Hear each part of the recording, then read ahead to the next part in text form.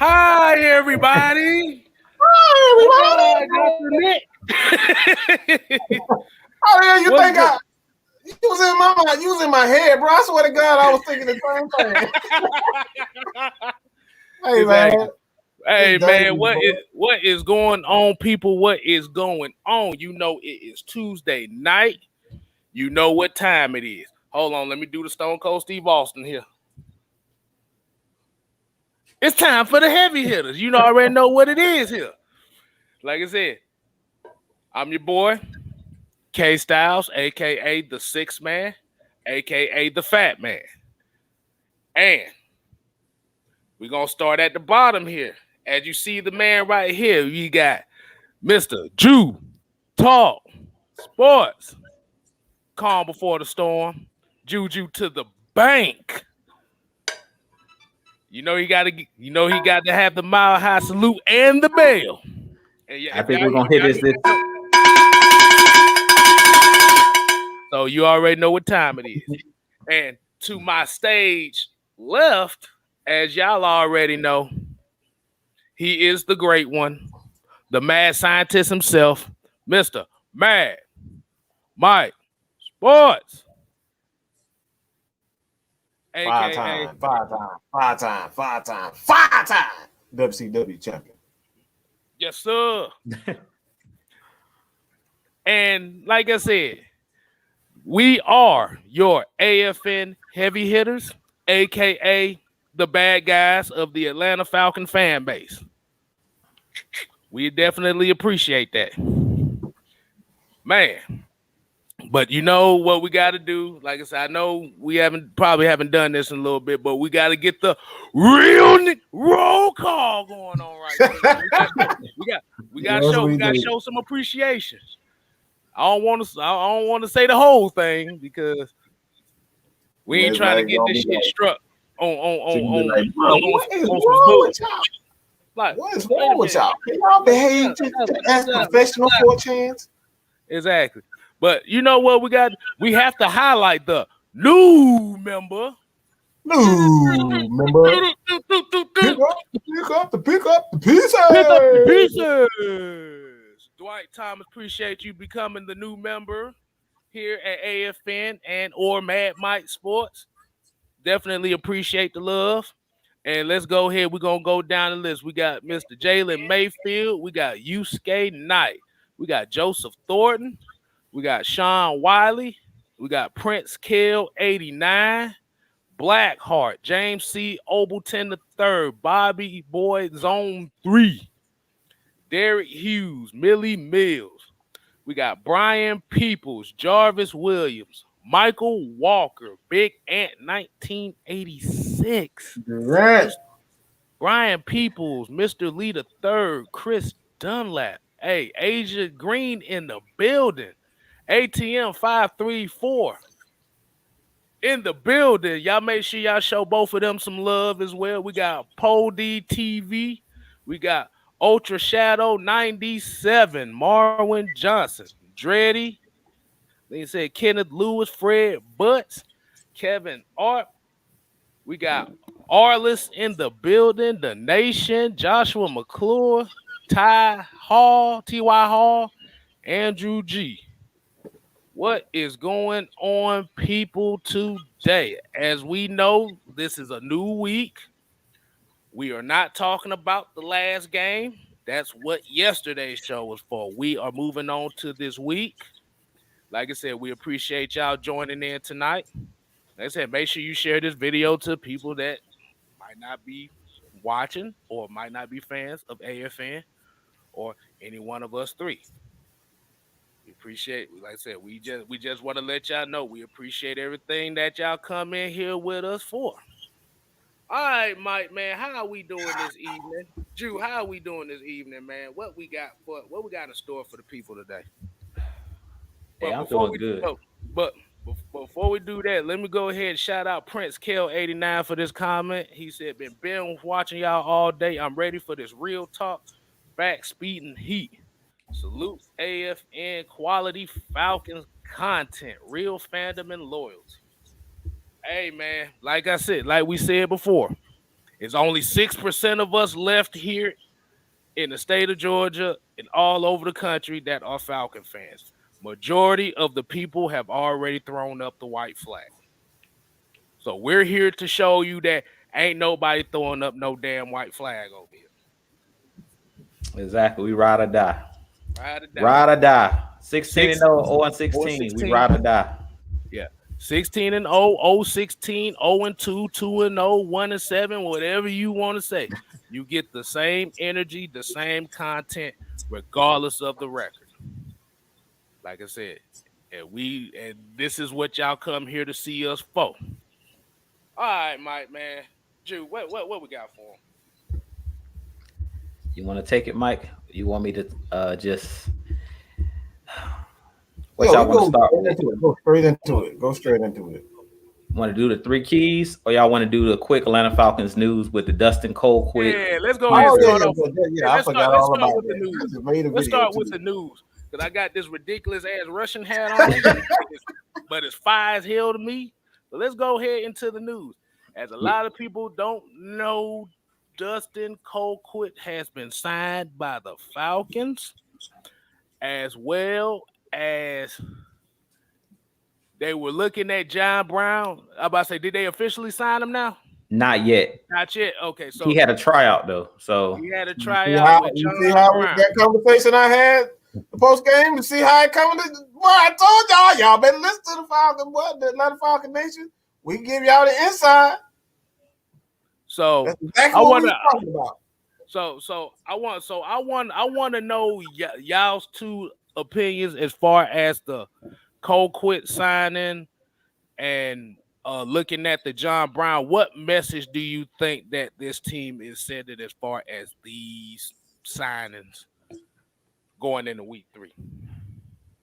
I'll say this as far as these signings, Dustin Colquitt. First thing, before I even talk about the 2 players, they're doing what they said in the beginning. Arthur Smith, Terry Fontenot, they've been keeping it real. They mean what they say what they mean. They said we're going to continue to improve this roster. Every guy's going to have to fight for their position, and we're seeing that week in and week out. Guys being signed, guys still competing. Like training camp is over, preseason is over. We're in the regular season, and they still got guys competing. And that's what I like to see. If you want to create a winning culture, guys' jobs have to feel like their job is on the line week in and week out. As a coach, my job, if you're not getting the job done, my job is to replace you. And that's what they're doing. They're bringing in competition. I mean, they're signing people, cutting people, bringing them back. They're making transactions. Players are going in and out. But I like that because these guys know that it's not sweet around here. You're just not going to keep your job just because I like you. If you're not competing on Sunday, if you're not doing your job on Sunday, you're making mistakes like we seen with our punter last week in Nazalek. I mean, it came out right after the game. The insiders was already stating we were bringing in a punter because he didn't have a good game. He had 2 shank punts. So I love what they're doing because they're keeping their word. You know, we had Dan Quinn and he talked about, I'm going to give these young guys a chance and I'm going to play guys on the roster. And we seen players inactive for the whole season, like Deidre Sanat, like Quadri Olison, like John Kaminsky, guys who really weren't seeing the field a whole lot.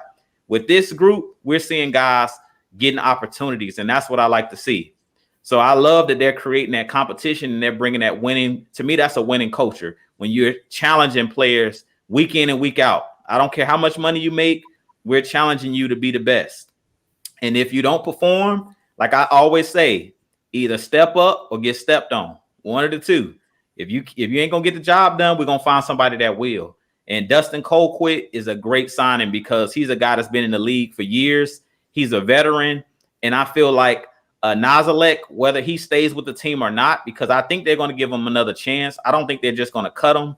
I think he's still competing with Dustin Colquitt, but this is basically a wake-up call for him that we brought another punter in, just like we had signed another kicker, just in case someone gets hurt. But in this instance, it's to make Nazalek basically step up his game. Like, if you don't step up, we got somebody that can replace you.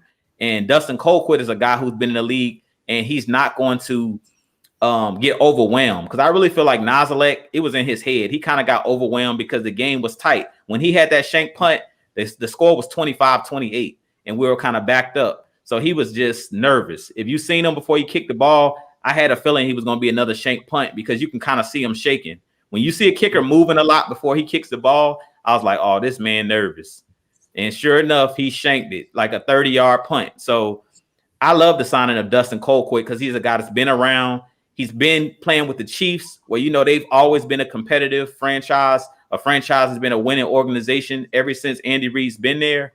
So he's played in a lot of big-time games, and he's not going to get, you know, it's not going to be too big. The moments are not going to get too big for him.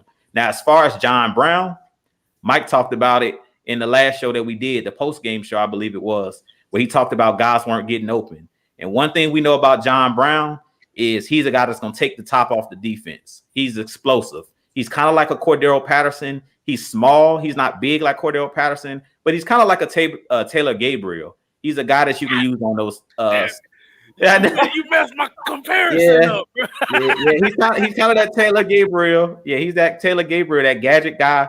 But I think they're bringing him in because he's a guy that you can also use not only in the slot and not only to take the top off the defense, but you can use him when I always talk about movement on the offense. He's a guy that you can bring in on like those jet sweeps where he may not get the football, but that's something that you can add to your offense and kind of confuse the defense or try to get their eye discipline off. Like the Buccaneers, we've seen they were just attacking downhill, aggressive.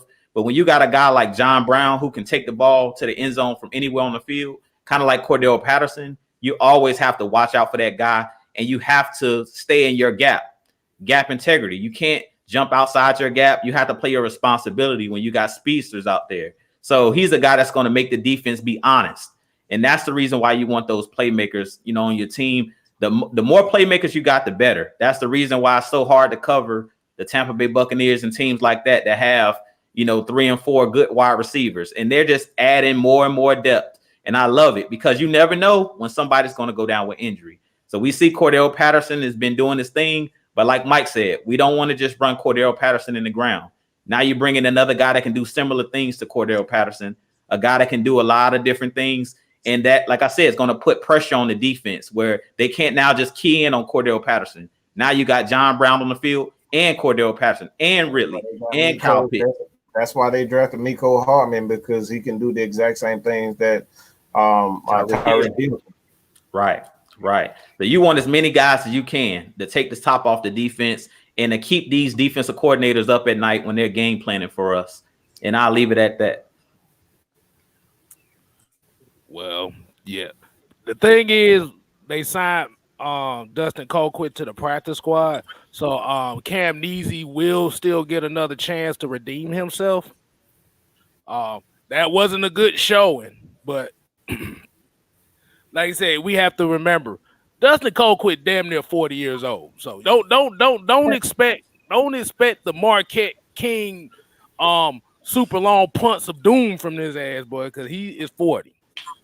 But what he brings as far as where it comes to Cam is the experience in the league and working on techniques that can definitely help him when it comes to those moments.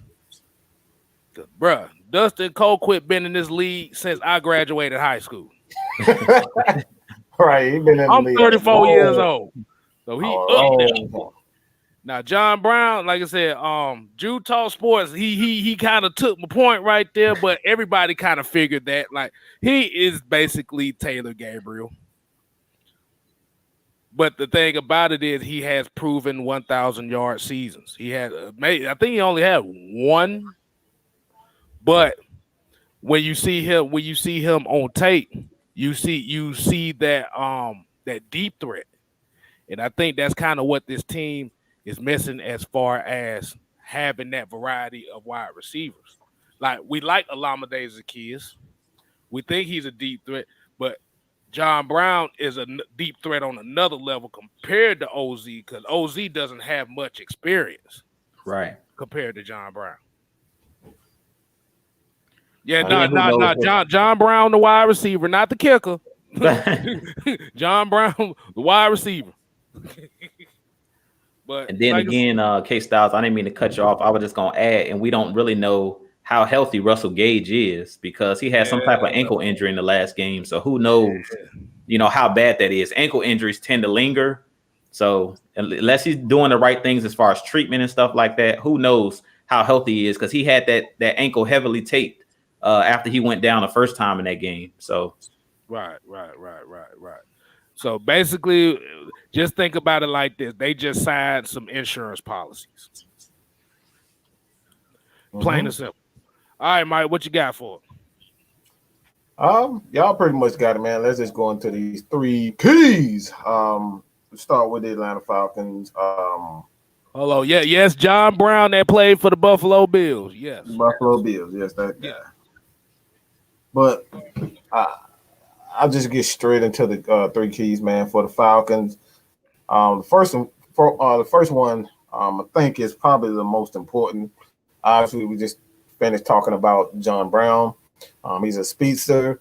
The previous show, I pretty much stated that the Falcons are having trouble getting open. When you look at Russell Gage, I don't think he's a guy that, you know, is a speedster. He isn't a guy that you're going to put him on the outside and say, all right, go beat this guy deep. That's not his game. His game is to run routes, precise routes, and, you know, play off of speedsters like a Olamide Zaccheaus, Calvin Ridley. His game is to play off of those guys. So when you have those guys like him, it's not that he isn't, you know, a quality wide receiver. He just doesn't do well as that main guy getting open. So that's not his game. So you got to put him in positions like he did with Kyle Pitts. He put Kyle Pitts on the outside, and then Russell Gage was able to do his thing. Now, granted that he had the ankle injury, you're not going to see that, you know, see him with the lack of effort that we saw in the Pittsburgh that kind of, you know, resulted in a pick 6. Just wasn't healthy. So those things happen. But the receivers got to get open, man. They signed Juwan Green as well to the practice squad. So these guys are going to have to step up. It really just comes step up, and he's going to be able to. He got to get creative. So I expect Kyle Pitts to really get a lot of targets on the outside. I think he's going to have a lot of targets. Here you go. KStylzz, why you always laughing, bro? I'm sorry. I knew you was going. As soon as you put that, Somebody brought it up. I had to do it, man. And my buddy from Buffalo and also buddy from the Chiefs. Yes, we got both. Buddy from the Chiefs. But yeah, but the receivers got to do a better job. My bad, Mike. But shout out to Twisted Torch TV in the chat. Make sure y'all show him some love as well. And Devon Stanford as well. All right, go ahead, Mike. Yeah, but the receivers got to. The first one is obviously the receivers got to get open. You can't allow. There was quite a few times that Matt Ryan in the offensive line actually did protect well, but the receivers aren't getting open outside of Calvin Ridley. Calvin Ridley can't. They double and tripling him. They pretty much clouding. They pushing all their coverage towards Calvin Ridley and daring everybody else to get open. So that's the first one. Receivers got to get open. Second one, a lot of people, even Jew, you know, he stated that he got to see his boy Dante Fowler do something. And Dante Fowler had one hell of a game. He needs to repeat that. All right, the Falcons defensive line, they got to continue to win their one-on-ones. I saw Jacob Tuimarina. He did a great job of winning his one-on-ones. He had a few. I think he had a couple, 2 or 3 opportunity to get after the quarterback. He put pressure on Tom Brady. He put pressure. You guys saw Marlon Davidson. He got a sack. Him and Grady Jarrett was just wreaking havoc. And, you know, Oakland Daisy, he had a few. Did not have a lot of opportunities, but when he got in there, you know, you saw what he could do. So the defensive line got to continue to win their one-on-ones. Grady's just an animal. It's just nothing you can do with him. That dude was in the backfield.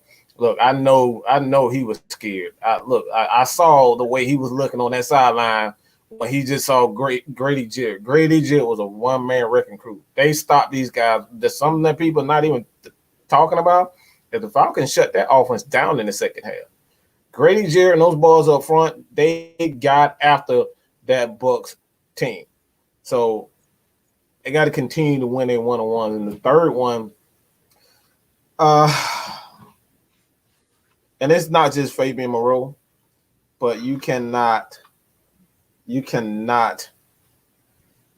capitalize off your mistakes. You get an opportunity to get picks, you got to capitalize. I saw it 3 times during the game. They had an opportunity to get a fumble, and they didn't recover the fumble. They had an opportunity to get the interception off a bad pass. We didn't get that because nobody's really paying attention. And the third one was Fabian Moreau. He just dropped. He could have easily, if he, positioned himself right, he could have took that thing to the house for a pick 6. But he wasn't. He dropped the pass. So you got to capitalize off those mistakes. So those are the 3 keys to victory. Wide receivers have to get open. The second one, Fowler and the defensive line got to continue to win their one-on-ones. And the third one is the DBs got to capitalize off their opportunities to get them turnovers, man. Go ahead, Jude. What you got for them? All right. So 3 keys to victory for our Atlanta Falcons. Number 1, I've been saying this for the last couple weeks. I haven't said it in my keys to victory, I don't think. I've been saying it on the post-game show, but it's going to be the keys to victory this week. Get out to a fast start. Get out to a fast start. Come out, jump on these guys. I believe this game is going to be played in New York. Take the crowd out the game. Come out fast, jump on these guys. New York has a bad offensive line. So Dante Fowler and the crew, Grady Jarrett, all of those guys up front that balled out against Tampa, their offensive line is atrocious for the Giants. They arguably have the worst offensive line in the game. So get after Daniel Jones in this game. Jump out to an early lead and make them one-dimensional. Don't allow them to run the ball with Saquon Barkley. Don't allow them to make short passes and stuff like that. Put this game in Daniel Jones' hands to win. So jump out to an early lead. If you jump out to an early lead, you put pressure on Daniel Jones. You put pressure on that offensive line of the New York Giants. So that's the first thing. The second thing in this game, win the turnover battle. Mike just talked about it. When you get a chance to intercept the ball, catch the football. If you knock the ball out, sometimes you can't help, like that ball rolled out of bounds when Foyer punched it out. It was a heads-up play. Sometimes that happened. The ball don't bounce your way, but that still was a heads-up play by him because they lost yardage when he knocked the ball out of bounds. So that was a heads-up play. So in this game, we need to win the turnover battle. If we win the turnover battle, New York is going to be on their heels and they're going to be in trouble. The third key to victory in this game is really going to come down to coaching. I like what I've seen out of Arthur Smith and Dean Pease, but in this game, let's keep these guys off balance like we did in this game against Tampa. I want to see a ton of different formations to throw these guys off. We did a good job of that in the red zone as far as scoring touchdowns in this last game. We need to do the same thing in this game and keep these guys off balance. I want to see that wildcat again that we saw. It was a fumble by Cordell Patterson, but I want to see it again in the red zone. I want to see, like I was always talking about, motion these guys out, jet sweeps, keep these guys off balance. I want to see those toss. Like we had a lot of tosses in the last game where we challenged the edge. New York is another team that has Dexter Lawrence, I believe Leonard Williams. Those are the inside guys that they have playing up front, but they're suspect on the edges. They do have the young kid out of Georgia that I wanted the Falcons to take. Ojulari plays for the Giants. So he's one of those guys on the edge, but they're still kind of weak on the edges. So challenge those edges and let's see if Cordell Patterson, let's see if we can throw some screens, maybe to Zacchaeus on the outside, get the ball into the playmakers' hands quick and allow those guys to do what they do best. Don't have Matt Ryan back there holding on to the ball. I thought the game plan last week was really good, but we need to stay ahead of the chains. I mean, that's important because we know our offensive line kind of has struggled. So if you get out to an early start, you stay ahead of the chains, you won't allow them to get that pass rush going because the secondary of the Giants is suspect. They only have one good corner, and that's James Bradbury. Opposite him, they don't have a lot of good guys on that back end. So we can take advantage of that back end with Kyle Pitts, with Hayden Hurst. Hayden Hurst is a key in this game to me, him and Kyle Pitts. I haven't really seen a whole lot out of Hayden Hurst in that last game as far as, catching passes. I think they need to get him involved, even if it's on a tight end screen. I mean, that was something that Our last offensive coordinator, Dirk Cutter, loved throwing those screens to our slowest tight end, one of our slower tight ends when we had Austin Hooper. But Hayden Hurst and Kyle Pitts, these guys run 4-4, 4-5, 4-5. These guys are like wide receivers. So allow those guys on the offensive line to, throw them a screen pass. Let these guys get out in front of Hayden Hurst because nobody's trying to tackle Hayden Hurst or Kyle Pitts one-on-one. If you see those freight trains coming at you, you're not trying to tackle them as a corner or a safety. So put those guys out in space and let them do what they do best. And that's pretty much it. So the 3 keys for me: get out to a fast start, win the turnover battle, and then smart coaching. Like, be creative. Dean Pease on that defensive side of things, bring pressure. Because Daniel Jones' offensive line is horrible, and he will make errors. He will fumble the ball. He will throw the ball to you. But we just got to capitalize. When he throws the ball to you, we got to catch it. If you bat the ball up, somebody got to come down with an interception. You got to come away with a fumble in this game. If you do that, you'll take the air out of that crowd there in New York, because they have a crazed fan base up there in New York. Even though they're 0-2, just like us, they're going to be fighting like hell to win this game. We got to go in there and punch these guys in the mouth early and take the wind out of their sails early and out of that crowd. Oh, man, I like y'all keys, man. I think I might my keys. I'm gonna give my first key that I'm gonna give is I need to see variety offensively, because we have to attack. We have to find a way to attack all 3 levels of that defense. That's where the interceptions came from last week. It was the fact that we wasn't attacking all 3 levels.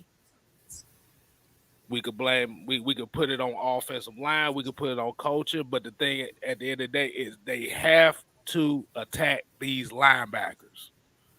They have to attack them. Like I said, there's nothing wrong with dinking and dunking, but use the dink and dunk to set up the medium routes, the 7 to 10 yard routes. Take that occasional shot. If it's there, don't force it. Because, like I said, that's the thing. And like I said, and the reason why I say it is because I kind of have a feeling we haven't seen the full extent of this offense. Like I said, you've seen a lot of short stuff to try to get the confidence of the offense going.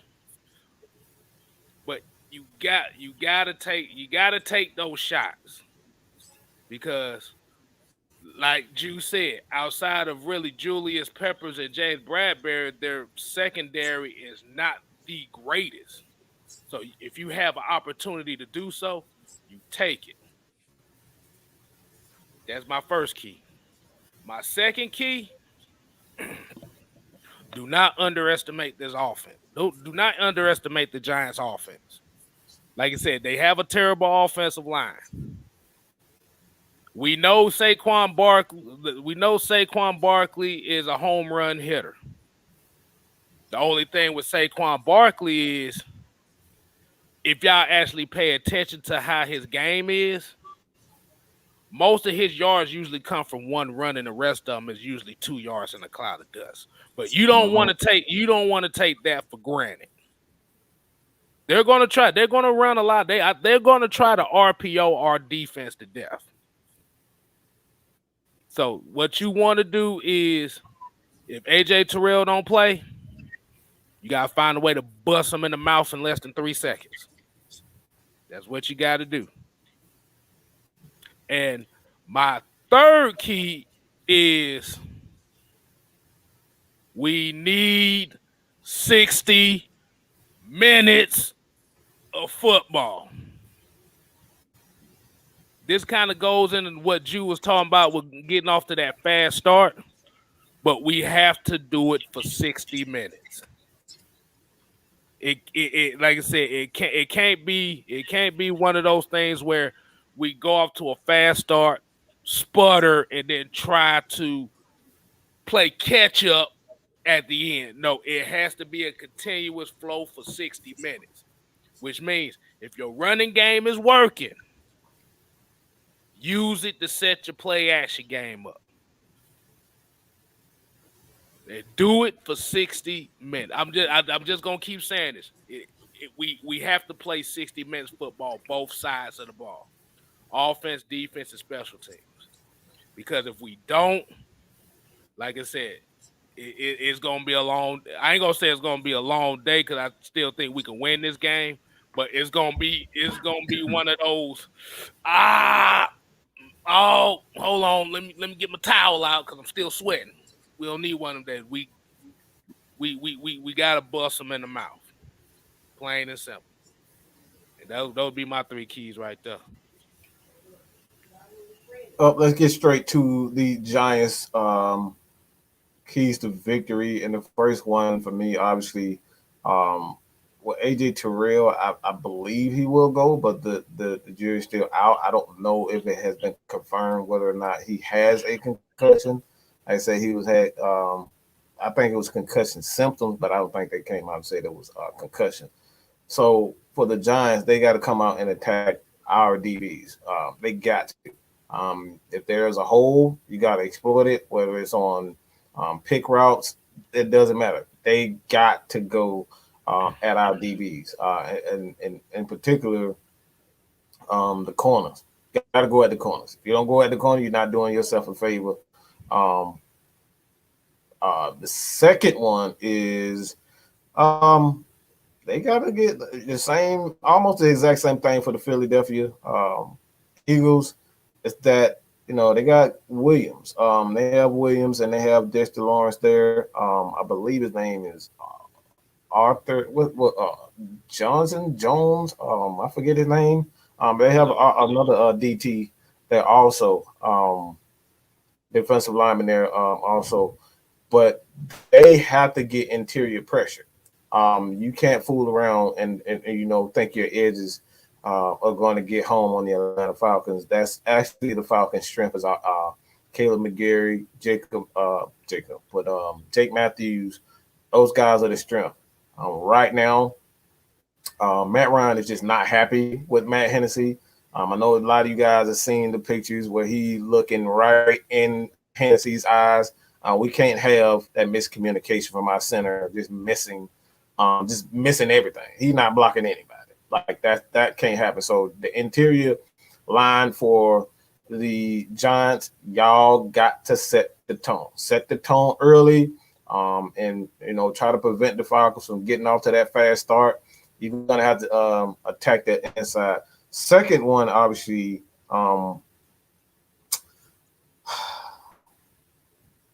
Jones got to get into a rhythm. He got to get into a rhythm. One thing I know about Dean Pease is he's going to make that adjustment. Once he figures out what you're doing, it could be in the first quarter, it could be in the second half, like he did with Tampa, but he's going to figure it out and he's going to slow you down. So he has to get off to a fast start. If he doesn't get off to a fast start, you ain't nothing but look, you lunch meat, all right? You lunch meat, you spaghetti, you all that. You what? Some Kentucky Fried Chicken. You Popeye chicken at that moment. So, look, you better get out to a fast start or you're gonna be toast. Third one, you gotta take advantage of our punt. If Nizalak is still the punter, y'all gotta take advantage of our special teams. All right. If he shanks another punt, hopefully that doesn't happen. But if he shanks another punt, y'all got to score like Tampa did right off the bat. You have to take advantage of situations and opportunities you have during the game. So capitalize off of special teams opportunity because, like the Falcons, Koo is one of the better kickers. I don't expect him to miss any kicks. He very seldom misses kicks. I think he was a Pro Bowl alternate last year as a kicker. He had the most points, I believe, also as a kicker. So, kicking game, I don't think that'd be an issue. But again, you got to get interior pressure. Williams, Lawrence, they got to set the tone. Second, they have to get Jones in a rhythm, and they have to capitalize off the Atlanta Falcons' mistakes on special teams. Honestly, I'm just gonna be real. I know everybody's down on the offensive line for the Falcons, but what really did the Falcons in was those shank punts. the special teams, KStylzz say all the time, that's what really killed us from really coming back. Those shank punts. All right, so Drew. keys to victory for the New York Giants. If you're a Giants fan, key to victory number one is the defensive line and the offensive line, the trenches. We always talk about the trenches, and the inside of our offensive line just, they're improving.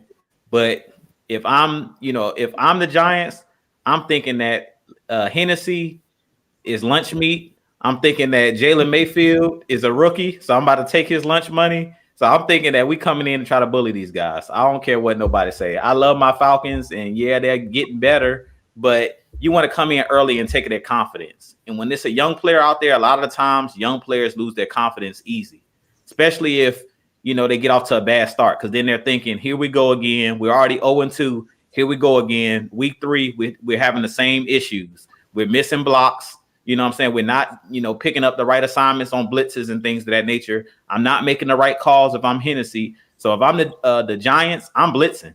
I'm not, sitting back in coverage because they don't have good coverage linebackers. So if I'm them, I'm blitzing A-gap pressure all day. I'm coming up, the gut. Like he said, our strength is our tackles. So I'm not even worried about coming on the outside. I'm bringing all my blitzes. I'm bringing those linebackers down.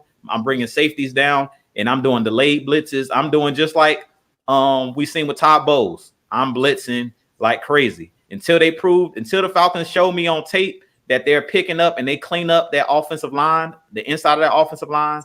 I'm going after those guys like a wolf or like a shark. When you smell blood, you attack. And that's what I would do if I was the Giants defense. I'm not going to just assume because Arthur Smith was an offensive lineman that he's cleaned up those things and that they got better over 1 week. I'm bringing it every time until they prove that that's no longer a weakness. So if I'm the Giants, that's key number one. On the defensive line, we're coming out trying to bully these guys. We're trying to throw their confidence off. Like I said, we're trying to get this crowd into this game, because if we get up early, it's hard for those offensive linemen to hear the snap count. That's when those false starts and things like that come into play. So if I'm the defensive line and the defense, I'm trying to get a turnover. I'm trying to pressure Matt Ryan and force, another tip pass like we seen in this last game. Key to victory number 2 for the Giants. Mike said it. He hit the nail on the head. If AJ Terrell's not in this game, and even if he is in this game, I'm testing the Falcons deep. I'm testing them deep. I'm putting the guy Slayton out there from Auburn. He dropped a key touchdown pass last week where they could have won that game. That would have put the game away. He's a speedster. I'm running the ball and setting up that play action, and I'm going deep. They got Kenny Golladay from the Lions, who pretty much ate up, tore us apart last year with the Lions. He made a lot of key catches, tough catches. He's a bigger wide receiver, physical, kind of like a Plexico Bears, 6'3", 6'4", tall, lanky. I'm throwing that ball up and seeing if anybody can jump with him. TJ Green is not a proven corner. So I'm challenging him. Whoever TJ Green is covering, if AJ Terrell's not out there, that's the matchup that I'm looking at if I'm Daniel Jones. I'm licking my chops, and I want to see if TJ Green, can prove to me that he's a starting caliber cornerback. They also, I don't know if Evan Ingram's playing in this game, their tight end, but he's really good as well as far as he's a fast tight end. He drops a lot of passes, but he's a guy that can get open because he's really fast. So I'm stretching this Atlanta Falcons defense out. If I'm the Giants, I want to see if they can cover, our weapons deep. And I'm seeing if these guys are going to, play with the correct technique, because last week we seen on that goal line, of course, Mike Evans is really hard to stop because he's, very long, but TJ Green didn't look back for the football. So I'm seeing if I can get a flag. I'm just going to throw the ball deep just to see if guys are going to play with the right technique. Because a lot of the times when you throw the ball deep and people get, players get under pressure, they usually get a flag because they're not used to that type of, being out there on the island by themselves. So if I'm the Giants, I'm testing it out. I'm throwing that ball deep and seeing if the Falcons, corners and safeties can cover. And then key to victory number 3, if I'm the Giants, is KStylzz talked about it. Saquon Barkley. He's a game breaker. He's a guy that he's like Cordell Patterson. He's dangerous. He can take it to the house from anywhere on the field. So I'm putting the ball in his hands anywhere on the field as much as possible, whether it's on a screen pass, whether it's running right up the gut. I want to get him at least 25 touches in this game, because the Falcons, as we know, we're not really stout up front. Yeah, we have a solid, Grady Jarrett and the guys that we have up front. But until I see Mike Pennell Jr. out there, until I see them play Jonathan Bullard, as long as I see Steven Means out there, I'm running to whatever side Steven Means is on. If I'm the Giants, I'm running right to that side of the field. No disrespect, but we know what Steven Means is. So we running right to his side until he can prove to me that he can set the edge properly and he's not jumping outside of his gap. Whatever side Steven Means is on, if he's on the field, that's where I'm running. No disrespect to Steven Means, because I love, he's a locker room guy, but for whatever reason, like KStylzz said, I don't know what pictures this man got of somebody on the Atlanta Falcons. Yeah, I don't know what pictures this man got on somebody in the Atlanta Falcons locker room, but this guy somehow, some way finds his way on the field. I don't know if you guys picked up on it last week where he was playing like linebacker in the 4-3. I'm like, why is this man standing up? He is not fleet of foot. Get him out the game and put Michael Walker in. But that's another conversation for another day. But I'm just gonna run the ball with Saquon Barkley. Make the Falcons prove that they can stop the run. You do those three things at the Giants, you can easily put our Falcons, on their heels in this game.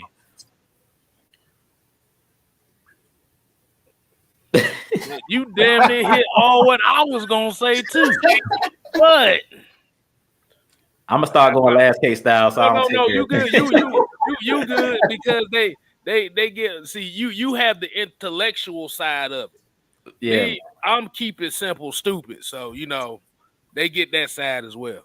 So if I'm looking at the Giants, and God knows I'm about to get this phone call by the end of the week because my homeboy is a Giants fan. So I'm about to get this phone call. But if Giants, you have to protect Daniel Jones. We know this offensive line is bad, but you got to try to protect him at all costs. Because by protecting him, you can stretch the field. Like I said, you got Galladay out there. You got Sterling Shepard. You got Tony out there. I was about to say Contavious Caldwell Pope, but I was like, nah, that ain't his name. You got Tony out there. Like I said, you got Saquon in the passing game. So if the Giants, I feel like if the Giants' number one thing is the offensive line must hold up. If they don't hold up, it's gonna, like I said, it's gonna be a long day for them. Two, just like what you said with Saquon Barkley. You gotta let him be the engine of the offense. Use him to set up those plays for those wide receivers.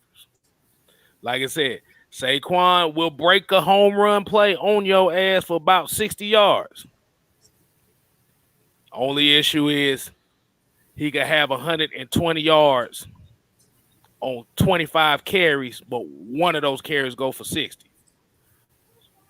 So, so if you actually take that, if you actually add that up and take those other 24 carries to that to 60 yards, that's not a good average. But the thing is, you still have the threat there.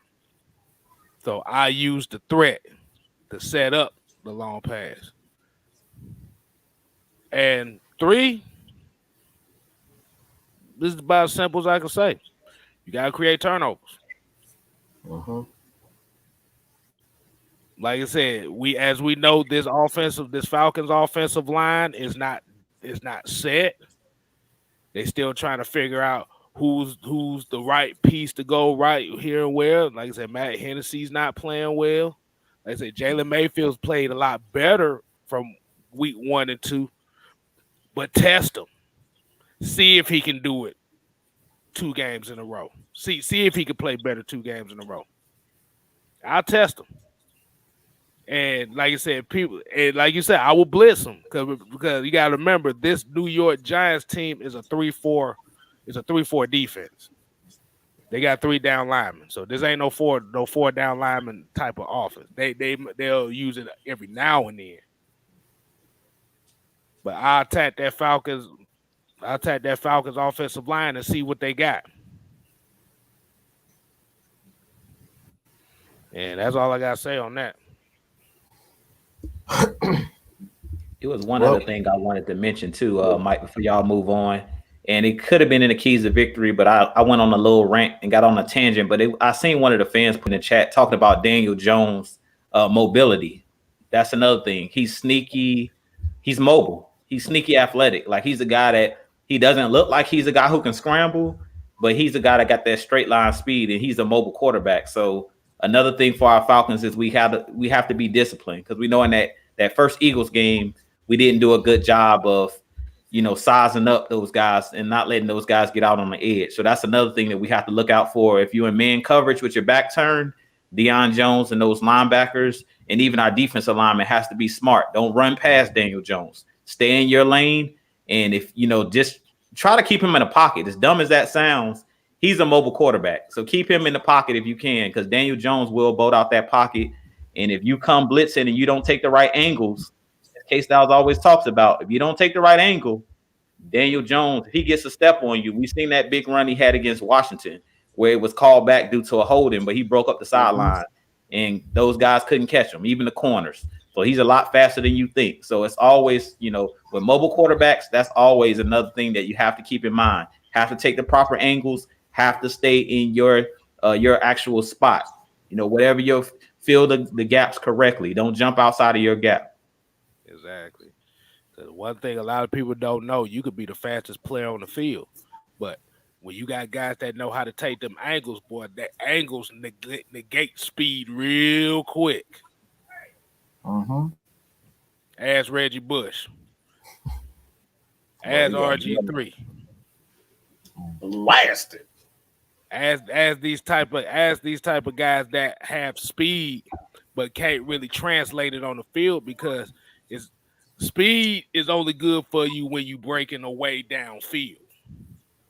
But when you got a lot of that traffic around you, if people, like I said, it's all about the angles. We've seen Grady Jarrett chase down motherfucking speed receivers like a mug. I mean, we saw what he did to Jalen Hurst. He chased him down. That man ran straight out of bounds. Grady Jarrett was after him. Grady Jarrett ain't the fastest guy. Right. See, the thing is, like I said, that's one of like technique 101s. But like I see a comment in here they was talking about, well, that's the thing they learned since Pop Warner. I'm gonna be honest with you, bro. Once folks start getting into high school, all that fundamental shit go out the drain depending on the coach. Because a lot of coaches don't really teach players proper techniques anymore. And that's why it's been such an increase in injuries as far as this game been for a long time. The people don't know the proper way, the proper techniques.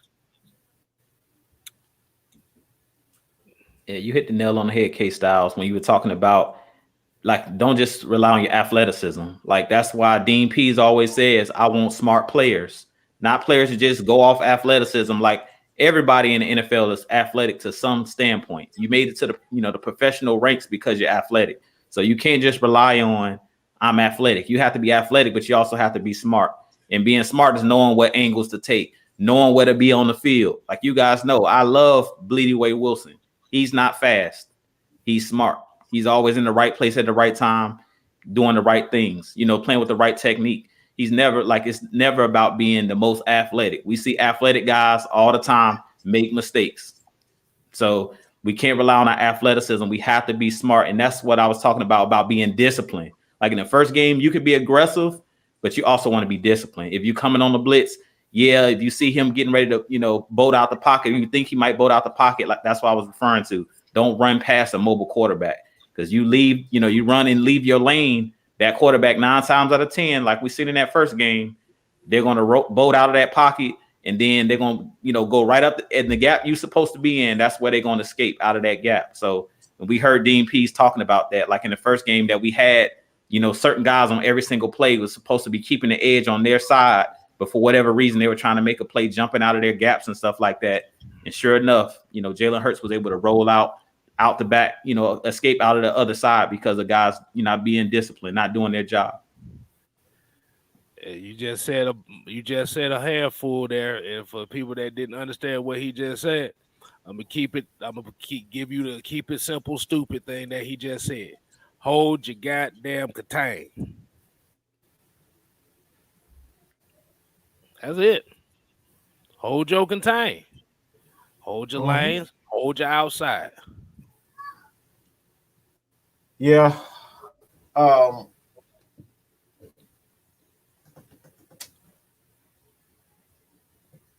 just gonna do it. I would. Let's just go into the Q&A, but I gotta say this.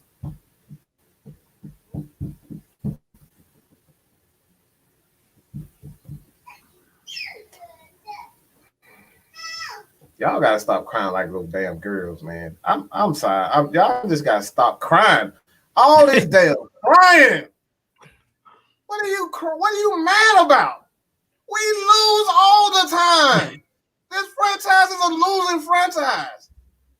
You crying ain't gonna help.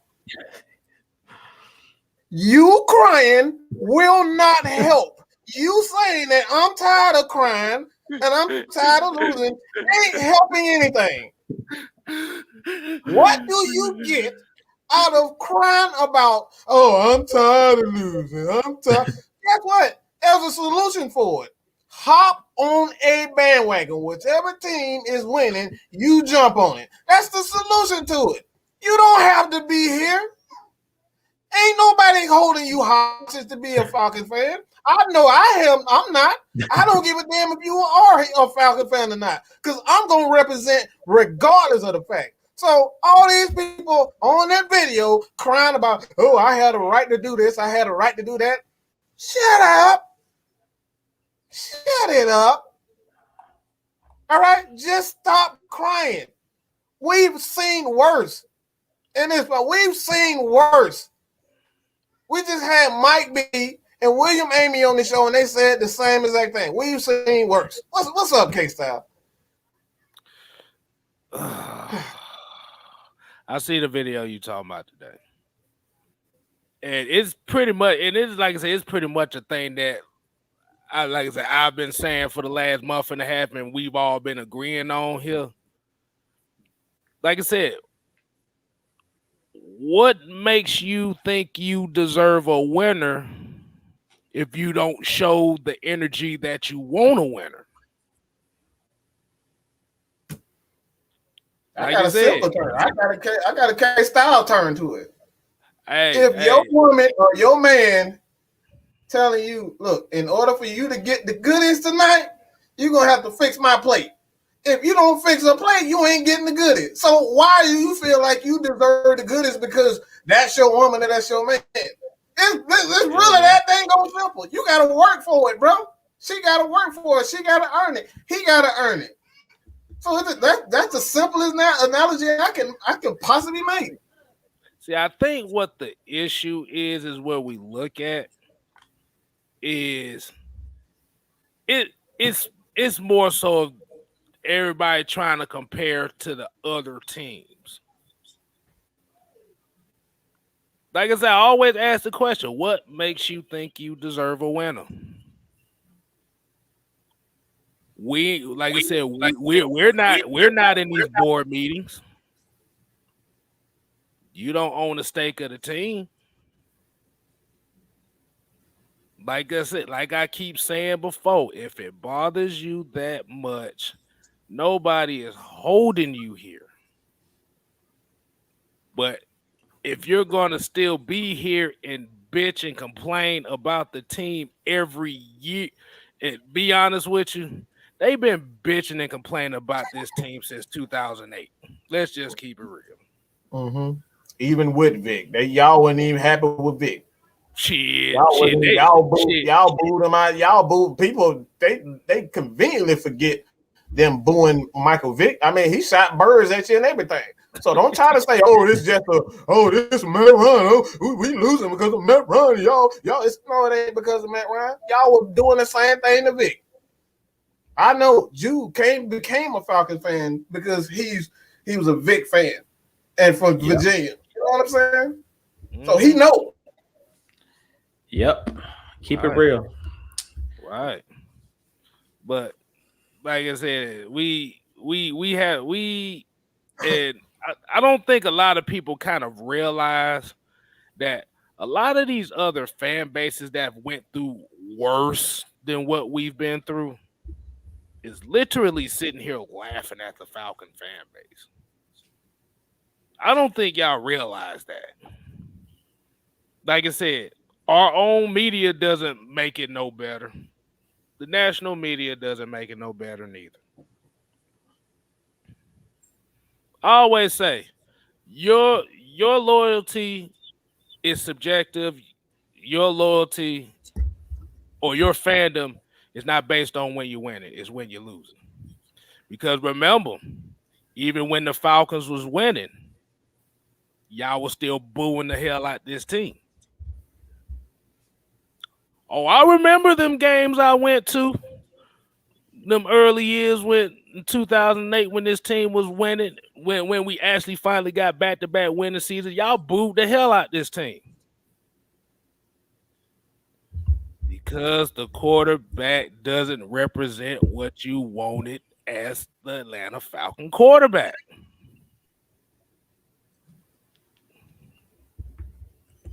But the thing we keep saying is, what is holding you here? But then when we ask you to get online, when we ask you to come on and explain your case and explain why such and such, I'm gonna wait till Friday. You bitch out on the spot because you don't want to be put on the spot. Like I said, if you're going to hold us accountable for liking a quarterback that you hate, we have to reciprocate that energy and hold you accountable as fans.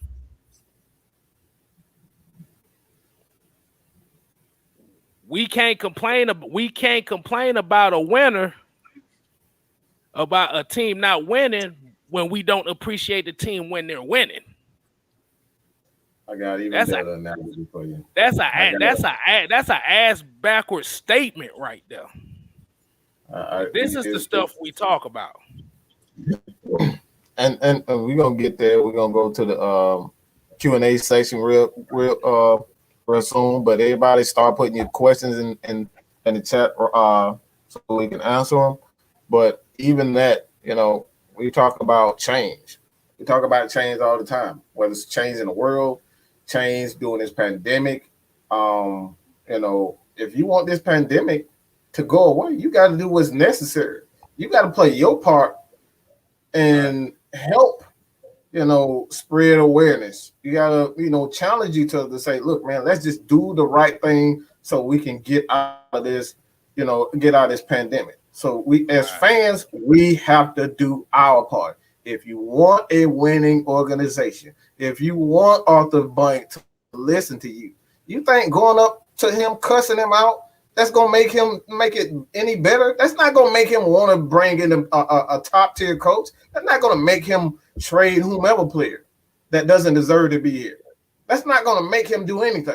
So that was the reason why I made the video. Just because you complaining, just because Mad Mike up here doing and saying, oh, you need to get rid of this person, or Juice saying we need to get rid of her, they ain't listening to us. They don't give a flying you know what about us. Because at the end of the day, whether they win or lose, they still getting paid because they got other businesses outside of the Atlanta Falcons. They gonna get their money. They don't care about what we saying. They gonna do what they want to do. All right. Yeah.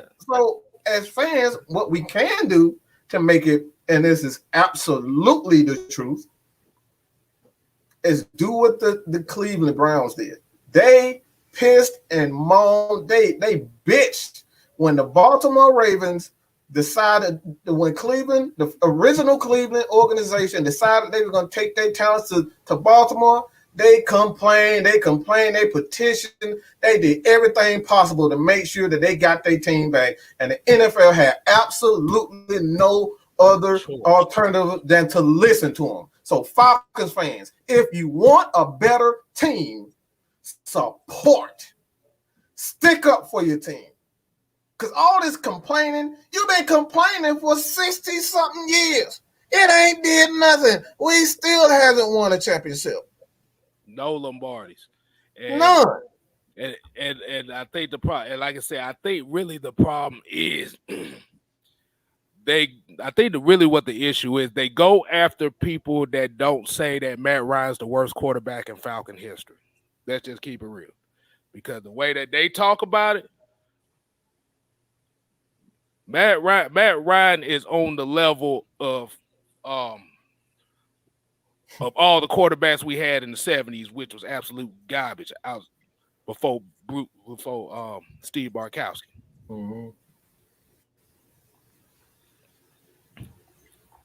Like you said, if you said disappointing as far as it could have been done more with him, that's an understanding statement.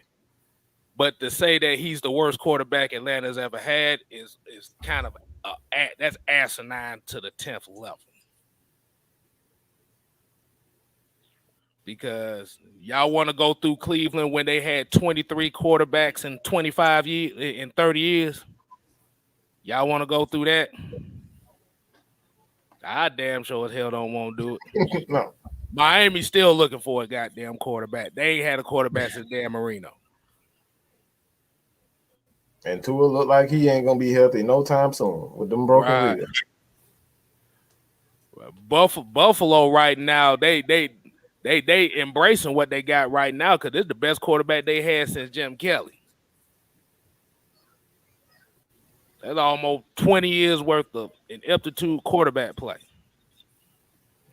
Wait a minute, hold on. Whoa, Jew, you might have to break the bell out. Jew, you have to break the bell out on this one. We got 50 spot. Oh, wow. Look, I think the baby might be asleep, but he said for the podcast. Delilah said for the podcast equipment for man looks like a ghost. Oh, me. Oh, he talked. Oh, I know. I don't know. I know that. I'm definitely working on that. It's coming real soon. You know how Amazon do it, but wait, they make you wait about 3-4 days for it. But yeah, man. We appreciate it. Yeah.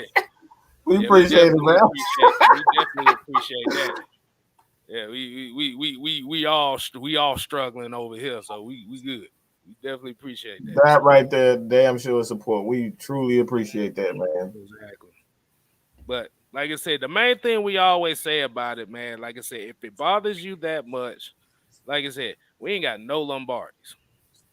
That's the main thing. What apex of the Falcon franchise are we comparing to if we've never been up there? That's my question. You might have some folk that don't know what the hell apex mean. It means the top. The top. Mm-hmm. What do we have to compare to if we've never been to the top? Because if you're comparing it to other franchises, like I said, you gotta look at the history of the Atlanta Falcons as far as GMs, Rankin Smith, and all that shit. It hasn't been good. You got to remember, the Falcons was almost lost in the 90s. We wouldn't even be talking Falcon football if Rankin Smith would have had his way. Yeah, because he was selling that thing. He was selling this franchise. Mm-hmm. Arthur Blank saved us from that because he knew the city was a good city, and they just need the right owner. And that was going to be bad for the economy as far as the NFL too, because Atlanta is a big market city. Mm-hmm. And if you ain't got no team in a big market city, even when you look at LA got 3 teams now. They got the Raiders. No, they ain't got the Raiders no more. But they got the Rams, they got the Chargers, and they got the 49ers. I mean, technically, they still got the Raiders because the Raiders ain't paid no damn taxes in about 20 years. Did you see his bold haircut? You can see why they didn't pay no goddamn taxes. Right? He looked like he got a Hitler statue in his goddamn office right now. Oh, man. Hey, man, let's go to these questions, man. That Raiders owner look like all 3 Stooges. Oh my goodness. Oh man.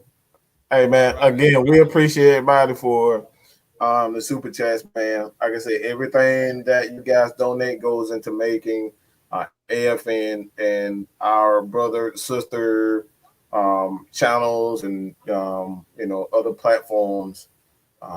Look, we're trying to give you guys nothing but the best, all right? And we're talking about the best. I know um, a lot of people may think otherwise, but what we mean by the best is quality. As a lot of people can report the news, but a lot of people report things in a negative light. We trying to make sure that we take care of our Atlanta Falcons first and foremost. Hold on. I want to hit one little comment right quick. Mm-hmm. Cause I remember hearing this about it when they when they built Mercedes-Benz stadiums, and they was talking about the churches and how the curse of knocking down the churches Mm-hmm. was. Mm-hmm. How come y'all never answered the question of the churches took the money to move? Mm. Yeah. You can't, like I said, a business can't knock down another business without a permit or without permission. Them churches took that money and went somewhere else. We have to look at that. So if you're gonna blame it on that, you gotta blame the people that own the churches that got the money. Now, if this was one of those cases where they scarfaced that mud and just bullied them and get your ass up out of here, we ain't gonna pay you shit for it. That's one thing. But churches took the money to relocate to take that spot.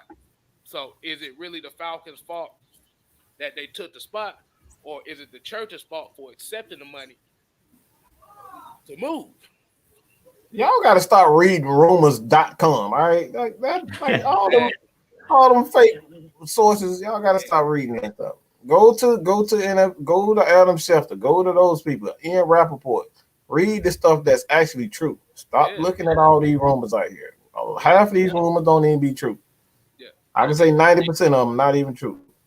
Because it's actually illegal to take somebody's property just out the blue like that. Even though the history of this country shows that they do it anyway. But if you're talking about as far as big business, as far as making money for the city, it's illegal to do that. Okay, Eric Murphy came and said, "Is there anything would you do to change on the depth chart this week? There any changes?" Did you? I didn't get a chance to see the depth chart. Was there any changes on the depth chart, Eric? Hold on. What changes was up there? Pull the depth chart up. Yeah, I don't know. I didn't get a chance to see it yet, but I mean, the only thing that I would change off the top of my head that I've seen in the last couple games was Steven Means. I don't know why he's starting. Like I would take Steven Means out of the starting line. I told you why Steven Means. He's on the sideline like, "Hey, TL, yay, go." Yeah, he can do that on the sideline. like I want to see them put Jonathan Bullard out there. Like I think Jonathan Bullard, he did enough to me in the preseason to garner him, or Marlon Davidson can play that edge in the 3-4. So I don't know what's up with both Jonathan Bullard, Marlon Davidson, and Michael Walker. To me, Michael Walker isn't getting enough snaps. I don't know what that's about. But to me, those are the three guys, like on the defensive line. Like off the top of my head, I've been seeing a lot of Steven Means. No disrespect. Like I said, Steven Means is a solid player, but I think you would get more impact from a guy like Jonathan Bullard, for one, because of size. Jonathan Bullard's dang near 300 pounds. And that's what you need in that 3-4. You need big guys that can set the edge and hold the point. You bring a bigger guy in there. He'll make it easier for Deion Jones. He'll make it easier for a Fourier to shoot those gaps in the run game. So, wow, that's one player that I would be looking at. Okay, yeah, I got the depth chart right here, so it's pretty much. Well, it's been changed at the starting tight end position. That jumped out to me immediately. I don't know if it's the Atlanta Falcons, but from ESPN, they are Kyle Pitts starting at tight end now. Yeah, I got it right here on AtlantaFalcons.com. Okay, Kyle Pitts is going to be the starting tight end one. Okay. It's pretty much gonna be the same depth chart. It's pretty much gonna be the same. They trying to see if AJ Terrell will be able to suit for the game, so they still had him listed as the corner number 1. Mm-hmm. But yeah, I agree. I agree with you on this. Like I said, Steven Means, get your ass up out of here. Yeah. I like I said, I'd rather start Jacob Tatui Manning. Him as well. But I just think on the edges, like at the defensive end, when they're in the 3-4 set, you're gonna have like Dante Fowler and those guys on the edge. But I would put more size in there. Like I want to see Jonathan Bullard, Grady, and Davidson out there in the middle together to see what type of interior pressure they can create. Because to me, Steven Means doesn't really get any pressure like that. Like you can bring him in rotation, but as far as in the run game, that's the reason why teams have been basically just running through us pretty much, early in the game.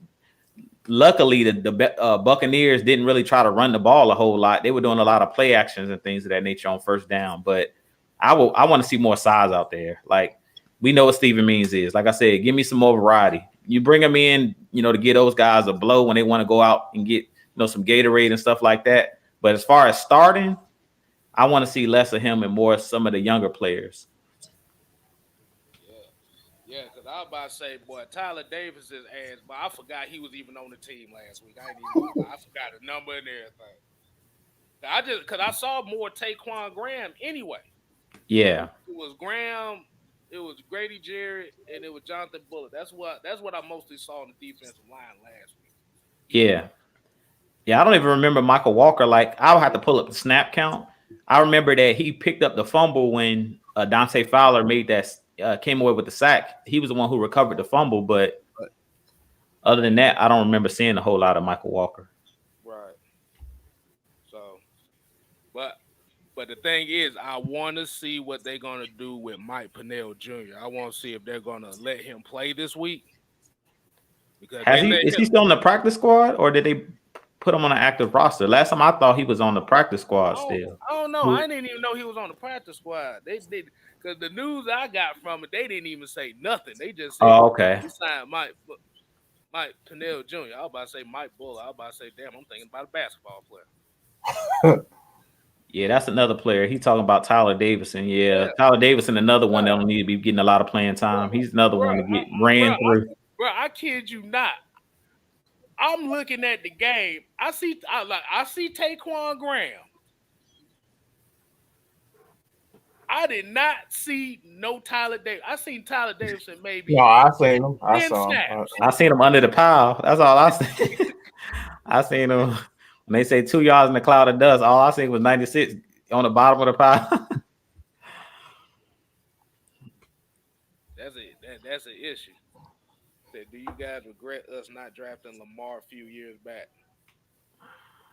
Hell no. Good. I want to pass the ball. I don't want to see him run all the damn time. Shit, I could have. We could put Cordero Patterson out there to do that. Or Russell Gage, shit, one of those two. Yeah, if I wanted to see that, I would have did that. That's easy. That's the easiest thing in the world to do that. To put somebody at quarterback and tell them run. Anybody can do that. There's plenty of athletes. If this is true, y'all, it's egregious. She said he only played 5 snaps. Is that true? Michael Walker only played 5 snaps last game? I believe so. Yeah, if that's true, then we definitely gotta get Michael Walker more snaps than that. Yeah. That's crazy. Like I said, Lamar Jackson, the thing about it is you have to, and for some reason, it seems like every year is always 1 year when we need, everybody wants the best player available. But when the best player is available, everybody wants a fucking need. I know I am not the only one that noticed that. But the problem is that's a what if scenario. Because you could also say if the Falcons draft Lamar Jackson and he doesn't turn out to be the guy that he is in Baltimore, then you literally gonna have the same situation you have in Green Bay, where you literally drafted a first round quarterback and motivate Matt. And like I said, and if that case would have happened, and like people say, you draft the backup quarterback to motivate the starting quarterback. If you motivate the starting quarterback long enough to where he's motherfucking out here balling and they going somewhere, now you got this backup quarterback that you already gonna waste about 2 or 3 years of his contract. So by the time you're ready for him to come in, his payday is right there. And all he just got to play 1 year. But it's not a guarantee. We could throw the what ifs with the quarterbacks like Lamar Jackson, Josh Allen, Patrick Mahomes, and stuff like that. Bro, Every quarterback that gets drafted by a team in which system fits them. It's not a guarantee. Lamar has improved as a passer. The A league lot more than what he did his first couple years. But he's in a system that best suits his style on how they utilize him. He's in the best system that he got. And plus, a lot of these college quarterbacks coming out nowadays is running RPOs and read options anyway. Yes, even the white ones too. So we not gonna just throw the black quarterback thing out there because I know some folks thinking like that. Hey man, when we seen Matt Ryan run the RPO on Sunday, we seen him run his own read. Him and you talking about the RPOs? Certain folks said that they don't never want to see him run again. Yeah, the one he has to score points on. As long as you score, I don't care how slow you running. You can be running slower than a turtle. As long as you get the results, I can care less how slow he was running. Man, look, at the end of the day, people gonna complain about stuff. Look, if you score a touchdown on the goddamn offensive line, look, William Perry fullback dive. I don't give a flying fucking. I'm sorry. If it works, I'm happy. Why are we complaining about stuff that works? First, we complain we don't score touchdown, and then when we score a touchdown, I don't want to see Matt Ryan ever do that again. Like you cannot win, people. You can't win with this stuff. I know. Look. I told you, man. I think secretly they want to see the Falcons. They love seeing the Falcons fail. I'm convinced of that. The Falcons failing gives them wet dreams. I'm convinced of that. I don't even think it's that. I just honestly think that people are they have that Skip Bayless mentality. They don't care what happens. They don't care who wins. They just gonna pick.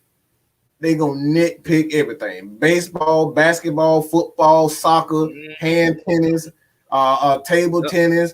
Look, marbles. Look, you ain't like whatever it is. They just gonna nitpick it. Everybody trying to be Skip Bayless these days, and that's just the truth of the matter. They don't care about anything other than just being Skip Bayless.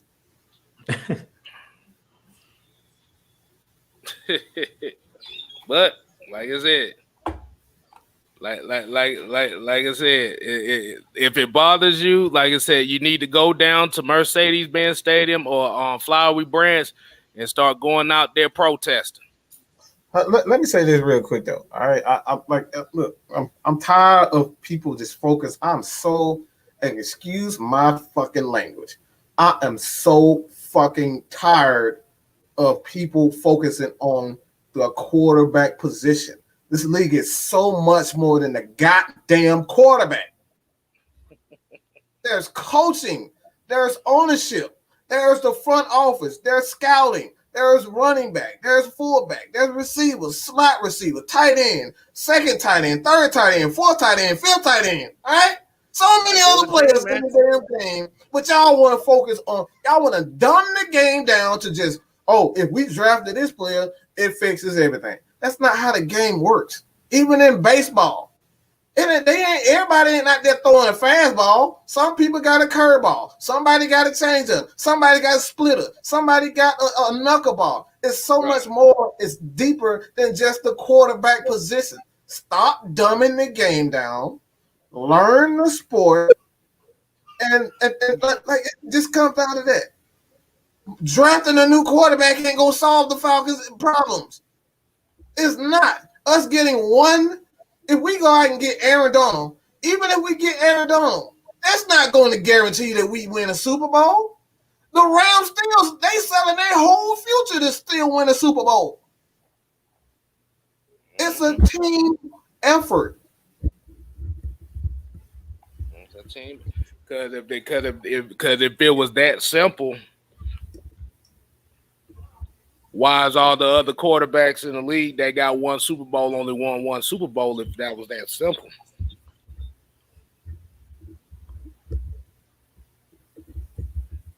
I mean, at the end of the day, like I said, you have to build the team right. You have to have the right team mentality. Exactly. At the end of the day, Lamar Jackson don't got a Super Bowl. And he got a better defense than Atlanta. He always had a good defense, and he don't have a Super Bowl. So and a better running game. Why we keep bringing up Lamar Jackson? Like he gonna come to our team with a worse defense, just gonna look worse. He can't win he haven't won with the Ravens. So what we want with Lamar Jackson? But he can't even get to the Super Bowl. He can't even get to the championship. But you also have to remember too. The one thing Lamar Jackson has in Baltimore that Atlanta doesn't have is an interior line that can actually protect him, which will allow him to get outside, to run those quarterback draws. You got to have a good offensive line to do that. And when I say a good offensive line, you got to have a tough interior line to do that.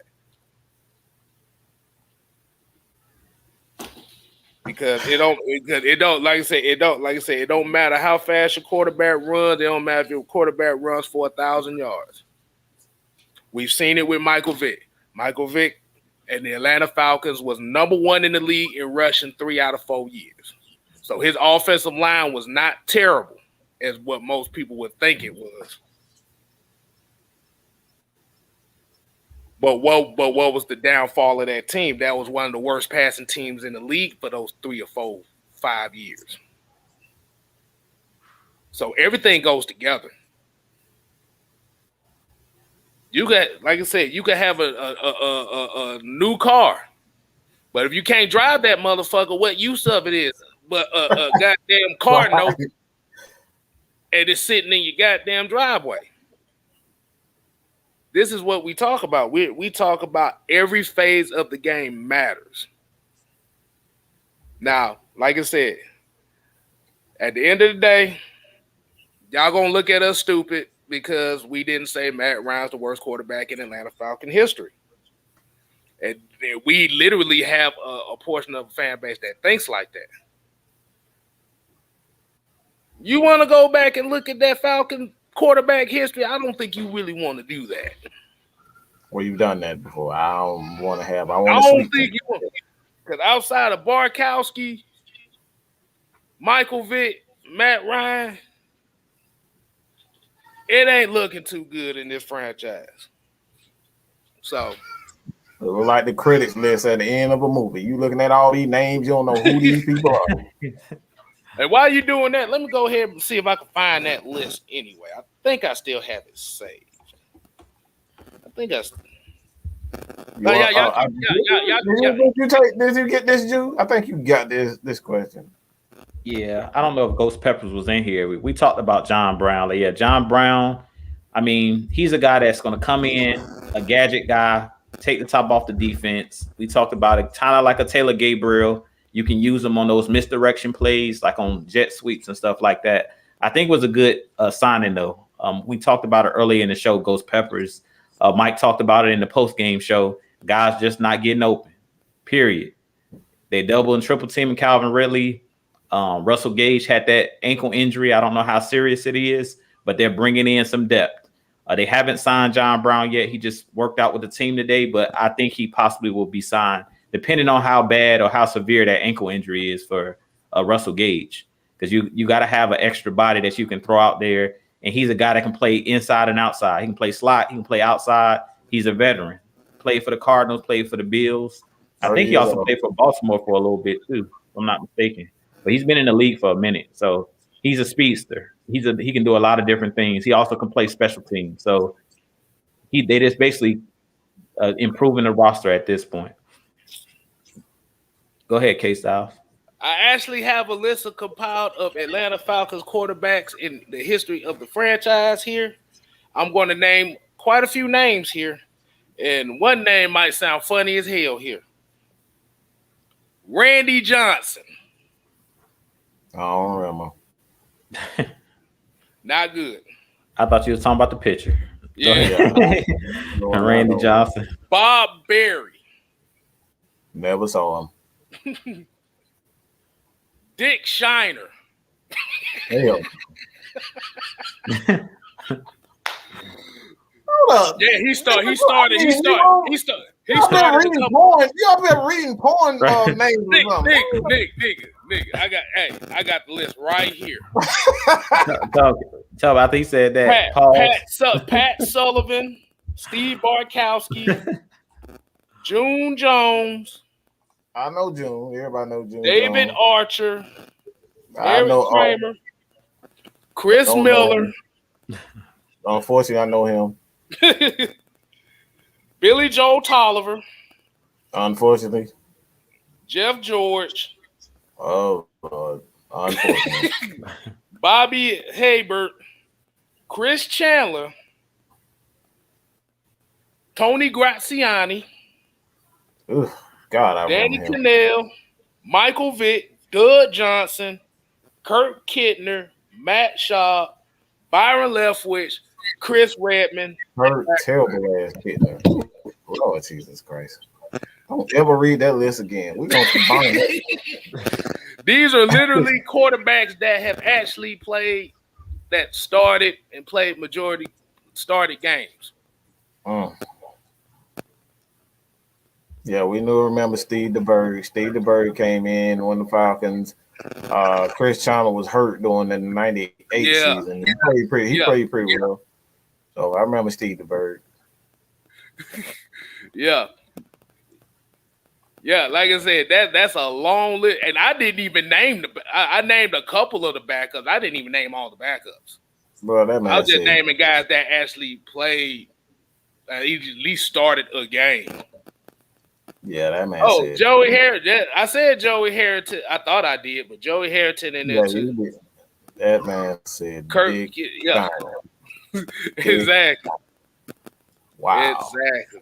That is a long list of ineptitude quarterbacks. Like I said, Barkowski, Michael Vick, Matt Ryan, the three best quarterbacks this damn franchise has ever seen. It's let me see. In 54 years, we've literally had three quarterbacks that was worth the game. And we can't count Brett Favre because he didn't start.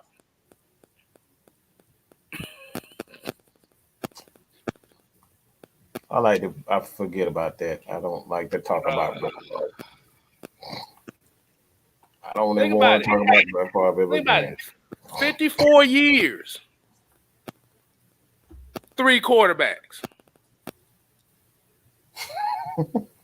You may put Chris Miller in there too because he's played a couple plays. We've literally hold on. I had this other list up here too. Hold on. Let me. Wait, no, we don't know. No. They need to see. They need to hear this. They need to hear this. I'm about to mute you. We don't need no more quarterbacks. We don't need to read no more quarterbacks. No, sir. Look. They need to know. They need to know the history.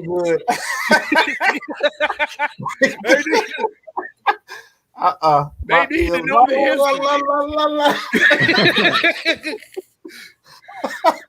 But, bruh,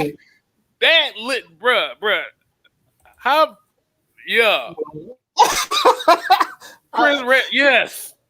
We literally had 2007, we really literally had three backup quarterbacks start a game for one season. Oh my goodness. With that being said, people, we looking for the questions. Where are the real Yeah, questions? we need the questions, man. Please get us some questions in here. Let's see postseason. We've Lord. 1, 2, 3, 4, 5 quarterbacks have played in preseason games. Barkowski had 3 postseason games where he was 1-3. Chris Miller was 1-1 in the playoffs. That's one playoff appearance. Jeff George was 0-1. Chris Chandler was 2-1. Michael Vick was 2-2. And Matt Ryan 4-6.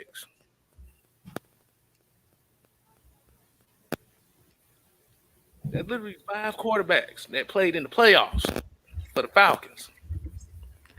So let me ask the question again. What apex are we basing this off on? We ain't got no goddamn Super Bowls. All right, I'm done. Hold on. Wait a minute. Hold on. Okay. Yeah, because that list was starting to depress me a little bit. So I'm going to go ahead and turn my phone away. All right, this question for you, Mike. He said, Fred Butt says, what do the Falcons have to do to get on the road? You said it already. It's going to be simple. Get off to a fast start. We already have designed. The team is designed to keep a lead, but they got to get off to a fast start. If they can get off to a fast start, we will more than likely go on a long winning streak, but they got to get off to a fast start. And I think the fast start, they did it against the Eagles. I thought they should have did that again, but they went hurry up in the first, and the Eagles wasn't ready for that. Matt Ryan got into a rhythm, but they got to get to a fast start, and that's when we can lean on that. That play calling with Arthur Smith. What Arthur Smith is learning how to get off to a fast start as a play caller, because his style is more so ball control, not make a ton of mistakes, and that's how he ultimately wear you down. And he let the fatigue like that. That's how the Bucs ultimately won that game, is because our D line just got tired. Offensive line got tired. They wore them out. So that's it. Got to get off to a fast start and control the clock so the D line can get after their offensive line. You can add something too. Yeah, I mean, you hit the nail on the head. Roll. We just have to see consistency. We talk about it all the time. Like you've heard me, you heard Mike, you heard KStylzz talk about. We always want to crown these young quarterbacks or crown young players as being the next great thing, but you have to show it over a period of time, consistency. So that's what I want to see out of this young team. We have a lot of young players. So yeah, Jalen Mayfield, looked better in this last game, but can he keep it up? Can you do it over, be consistent and do it over a period of time? That's what made Alex Mack a great center. You seen him do it in Cleveland with the Browns. You seen him carry it over to Atlanta. That's what makes you a great player, is doing it year after year, year after year. So, hold on. Wait a minute. We have a $49.99. Look, you ain't dropped no question. Hey, we appreciate the stupid sticker, boy. You better go and drop a question right there, boy. You paid your $49.99. Appreciate that, man. God good, man. God good. That's all I say about that, man. Exactly. Yeah, but consistency. That's it. Just to go back to it, being consistent. That's what the team needs to do to get on the road and take it one game at a time. Because I know we've at least I've looked at the schedule going forward. We had the Giants, we have the Washington football team, and then the Jets. You just want to take it one game at a time. So win a game. That's the way you get on the road. You got to win one to create a winning streak. If you can't win one in a row, then you can't create that momentum. So it's all about momentum. So can they carry over, the progress that we had in the game against the Bucs? Can they carry that over into this game against the Giants? because that's what it's about. Usually younger players are inconsistent. So we're going to see if these young players can be consistent and carry over, some of the good things we've seen them do in this last game. Can they carry it over to this week and continue that through this long 17 game schedule? My bad. What you just said reminded me of one of the greatest movie lines I've ever seen from one of my favorite movies, Major League. When Coach Lou Brown said, "We win one game, that's one game. We win two in a row, that is two in a row. If we win 3 games, that is a winning streak." Yeah, man. You got to win one, though, first. You can't do nothing until you win one. Exactly. Shout out to the Atlanta kid, man. Atlanta kid, shout out to you. Man. Yeah, like I said, you got Scott Man Stunt and Bobby Boys on 3 said the same thing. And agree with all of us, consistency and depth is the key. But that comes with patience. Like that's the thing. Like you can't, from game to game. One thing that we got to keep in mind, and that's why we keep saying patience, and what we as a crew are looking for are those small things that a lot of people don't see. And we're talking about the coaching adjustments, because that's going to from game to game. So like that's the first game. A lot of people just so worried about what we were doing and we didn't pass the ball enough. Well, he's setting up the next game. As play callers, what coaches are trying to do is get you to think about something. They want you to think about the run so they can in the next game do something else. You know what I'm saying? Like we did in game 2 against the Bucks. We didn't see the Wildcat in the first game. You see what I'm saying? Next game, we probably have a completely different game plan where we spread everybody out, use Cordero Patterson more like a wide receiver rather than a running back. And then you got guys like Gallman who may get active. We have Carji Olsen who's still on the practice card. We have Mike Davis, who Mike Davis might be that single back. We might spread them out. So these are the things we're talking about. Different adjustments from week to week. We didn't see that with Dan Quinn. It was the same stuff every week. We already knew he was going to run dig routes. Everybody who ever played the Falcons knew that Julio was going to run a dig route. We knew that Calvin was going to run a dig route. We knew that everybody was going to run it. Everybody, you get a dig route. You get a dig route. You get a dig route. Everybody going to get a dig route. We know that. But right now, we don't know what we're going to get from Arthur Smith. I can honestly say, I don't know what the hell he's thinking. Outside of he going to run the ball, I don't even know what he's going to do. And that's a good thing. Mm-hmm. Drew said it. Creativity. He said that last show. Creativity. You got to be creative, man. Like I said, you got to use those concepts. Like I said, I want to see more bunch formations. I want to see more levels concepts. I want to see some spacing. I want to see them create that space for those receivers. Like I said, all receivers are small. You got to find creative ways to get them open, because they get that press coverage. We don't, like I said, we have no confidence in them in press coverage. So you got to find different ways to do it. Maybe you might need a John Brown to run that 9 route to clear some space. Hey, it's just a wait and see here now. You want to explain this one to Asia? Okay, so the bunch formation is, if you noticed the game where they had Kyle Pitts and Russell Gage literally lined up close by, it's usually a 3 wide. It's usually 3 wide receivers that's bunched in like a triangle. It just depends. Yeah, it's bunched like a triangle.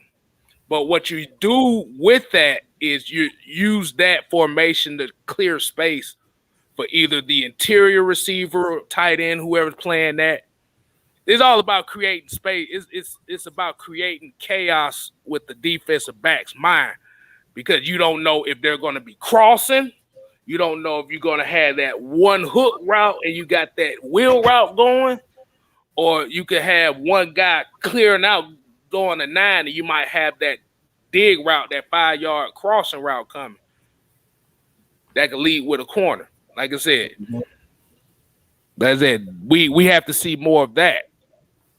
And that's why I say I feel like we haven't really seen the full extent of this playbook just based on what it's been from a week-to-week basis. So, like I said, you'll see. Like I said, if you see 3 wide receivers literally bunched up, literally look like they bunched up together, that's what I'm talking about. Mm-hmm. And an importance of the bunch routes, like you were saying, KStylzz, just to add on to it, is to create that doubt in the defender's mind of who I'm covering. Because if you're in man coverage, if it's a pick play, it makes it a lot harder to cover it when you're in those bunch routes if you're in man coverage. So a lot of the times you'll see, if you're watching the game, you'll see sometimes a veteran quarterback would just send one of his wide receivers in motion just to see if they're in man-to-man coverage. The way you can tell that is if you see the corner follow the receiver across the field, if he goes in motion, usually that means that the defenders are playing man coverage because they got to follow their man. If you don't see nobody going, in motion with that actual wide receiver or that tight end, whoever's running in motion, usually that means that the defense is playing some type of zone coverage on the backside. Because I explained this bunch formation, all of a sudden now we starting to get Madden comments. Oh man. Yeah, boy, I wouldn't even know, boy. I ain't played Madden in so long, but hell, I'm still on the goddamn PS2 Madden shit. I don't play the new shit no more. But yeah. But yeah, like I said, we just need to see more variety of the offense. Like I said, it's to allow doubt in the mind of the defense. Like I said, you saw a little bit of it here. Like I said, and Ghost Peppers actually had a comment here that actually made me laugh. It was funny as hell. He said Matt Ryan regressed to 300-yard passing, 35-46 pass. If he regresses to 400 yards, I guess he said we should go ahead and release him and take the cap hit. I told you, boy. They don't want him. They say his arm is weak, but when they run in routes that accentuate weak arms, now all of a sudden, why is he not throwing the ball deep? X Factor. We're gonna mess around and make a whole new segment, KStylzz, called "Make It Make Sense." Make it make sense. Make it make sense. Okay, who are your X factors on both sides of the ball this game?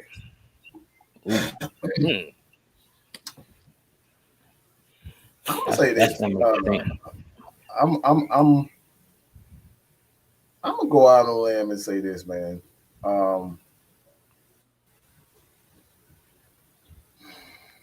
Because when you look at the weakness of the Giants, Daniel Jones is a guy that can get out and he can run, but he doesn't necessarily have that, that side quickness, that agility to like make guys miss like a Russell Wilson and change direction. Like he's not that type of runner. He's more of a straight line speed type of guy. So what I believe that the Falcons are going to do is they're going to use a lot of B blitzes. I don't necessarily think they need to have a lot of A blitzes because Grady Jarrett, I think Grady Jarrett is going to he's going to force them to double him. And I think those B gaps suits Daniel Jones more so than a guy because what you want to do with an A blitz is to get that quarterback off the spot. I don't think you have to worry about getting Daniel Jones off the spot because when he moves around, he's not that polished of a passer yet to kind of worry too much about him as a passer. So though I don't think you have to worry about getting him off the spot just yet. So I'm going to say that they have to that guy It's gonna be 4-year-old Akun. I think 4-year-old Akun is gonna have a big game this because he's gonna be blitzing from those B gaps, possibly an A, but I think he's gonna be B and C gap. I think they're really gonna attack those to get him because they want to cut the field off of Daniel Jones. Like again, he's not a guy that's gonna make you miss like a Lamar Jackson, Russell. So those guys can change direction with well. So I think you're gonna see the Falcons like a lot of overload blitzes to force him off the spot so you can change direction, and that's how you're gonna get a Dante Fowler get sacks, a Tutu get sacks, because you're gonna force him off the spot and force him to go this way, and he doesn't have enough agility to get away from those guys like that. How about offense, Mike? Who do you think gonna be the playmaker on the offense or the X factor? Ben, I'm gonna say this, man. I think this Kyle Pitts gonna have a coming out party. He just got promoted as the number 1 tight end. He's about to be unleashed. They about to unleash the beast. They about to let David Banner is about to let the Hulk out. Okay, David Banner ain't worth messing around no more. All right, he ain't messing around no more. The Hulk is about to be unleashed. And I think Kyle Pitts, they finally realized that, like, look, the receivers ain't getting open. So we're going to put this guy on the outside and we're going to force teams to make that adjustment. And that's where you're going to see a guy like Russell Gage, Zacchaeus, and then, a Hayden Hurst eat in the middle of the field. They're going to force the ball. Like, you're going to see Kyle Pitts have coming out show because, like you said, they don't have great linebackers. Their linebackers are more so like run stoppers.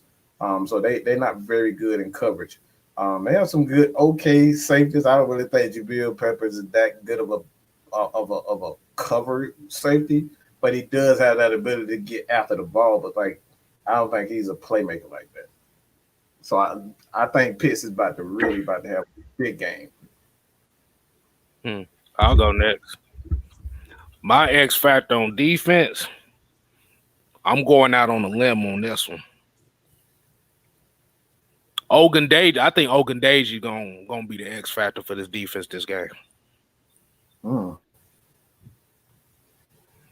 Because I don't think they're gonna play Steven Means as many snaps as we saw last week. They bet not. But the thing is, what you're gonna need is you're gonna need somebody on that other side that has the ability to hold, contain, and still athletic enough to where he can make plays on the edge. And like I said, you're gonna have Tatui Mariner, who's backing up Dante Fowler. But I think Ogundeji might have a breakout. I think he might be the X factor for this game. And how about offense, KStylzz? Offensively,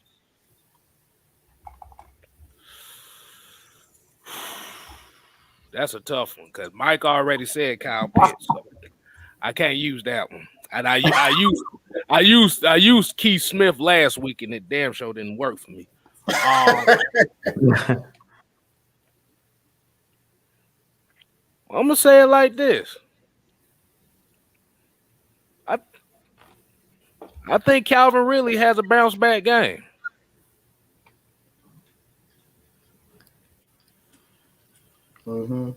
Only if they use those bunch sets. If they try to line him up traditionally, it might not go. It might be 50-50. But I think Calvin really might be the X factor for this team offensively. Because they seen what Cordell Patterson is going to do. So if they see him on the field, he's going to get attention. They know Kyle Pitts is about to get some damn attention. I know everybody say Hayden Hurst. Like I said, really, if you actually look at the way this offense has been, Calvin really has gotten relegated to the third option on this team.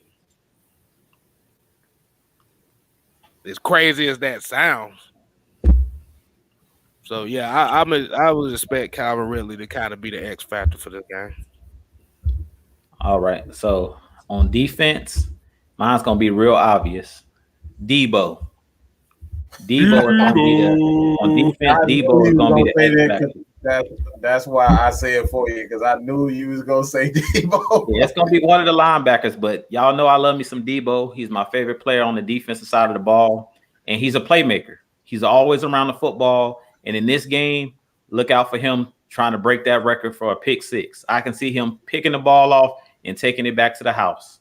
He gonna make a play in this game, whether it's him blitzing because he had a sack last week on Tom Brady, but I think in this game he gonna get his first interception of the season. I think he might take one back in this game.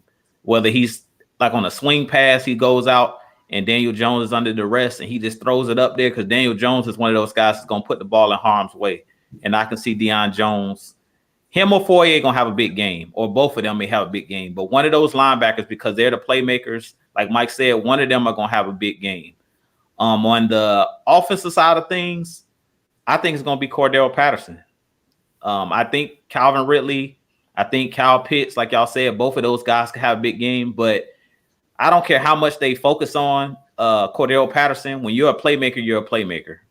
And they hand him the ball. It's different from Calvin Ridley. You can't, like, you can roll coverage and stuff like that, but now that they're using Cordell Patterson mainly as a running back, you can't really do nothing because they're going to hand him the football, and he got great vision because he's a kick returner first. So he has that vision where I think that's a little why he's a little bit better than a Mike Davis as far as seeing what hole to go through. He's really slick with his vision, and he hits the hole a lot faster than Mike Davis. To me, Mike Davis takes a while to get going. Cordell Patterson, he's going to hit the hole. He's going to hit it hard, and he's going to go through there fast. So if you're in there, he's not afraid. He's a big dude, 6'2", 230. So I think in this game, he's just proven over the last two games that he's a playmaker. So wait. I want you to rewind that back to me. You said 230?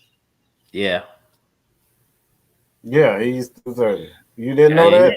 I thought it was about 250. I thought about 215, 220. I didn't know he's a big guy. He's a big boy. I know he's a big. I know he's a tall ass dude, but God, good Lord, I thought about 220. Shit. Yeah, he a big dude. If he's 220, even 220 though is a big dude. 6'2", 220, 225. I know he's the biggest running back that we have on this team. Right. And I heard somebody saying like they were trying to compare him to the Titans running back, Derrick Henry. I said he's not Derrick Henry, but he has that explosiveness. Like if he hits a hole, like you seen on Sunday when basically Derrick Henry just went got dang on Incredible Hulk mode against the Seahawks. He went Thanos on them and they couldn't do nothing about it. CP has a little bit of that in him. Like he's a playmaker. You give him the ball, he's not looking to go down. Like I heard somebody talking about Calvin Ridley, running sideways and stuff like that, or looking to run out of bounds. When Cordell Patterson gets the ball, I've never seen him tiptoe out of bounds. He's trying to run you over. He's trying to gain yardage. You seen that last week when he stepped out of bounds when he was on the sideline and they were trying to bring him down. He's a load to bring down. So I think those are the two guys in this game. CP, which they also call Flash, and because of his speed, and I'll say Debo. Both of those guys are playmakers. Both of those guys have a quiet confidence about themselves. I don't know if you guys got to see Debo's interview after the game. He has a quiet confidence about himself.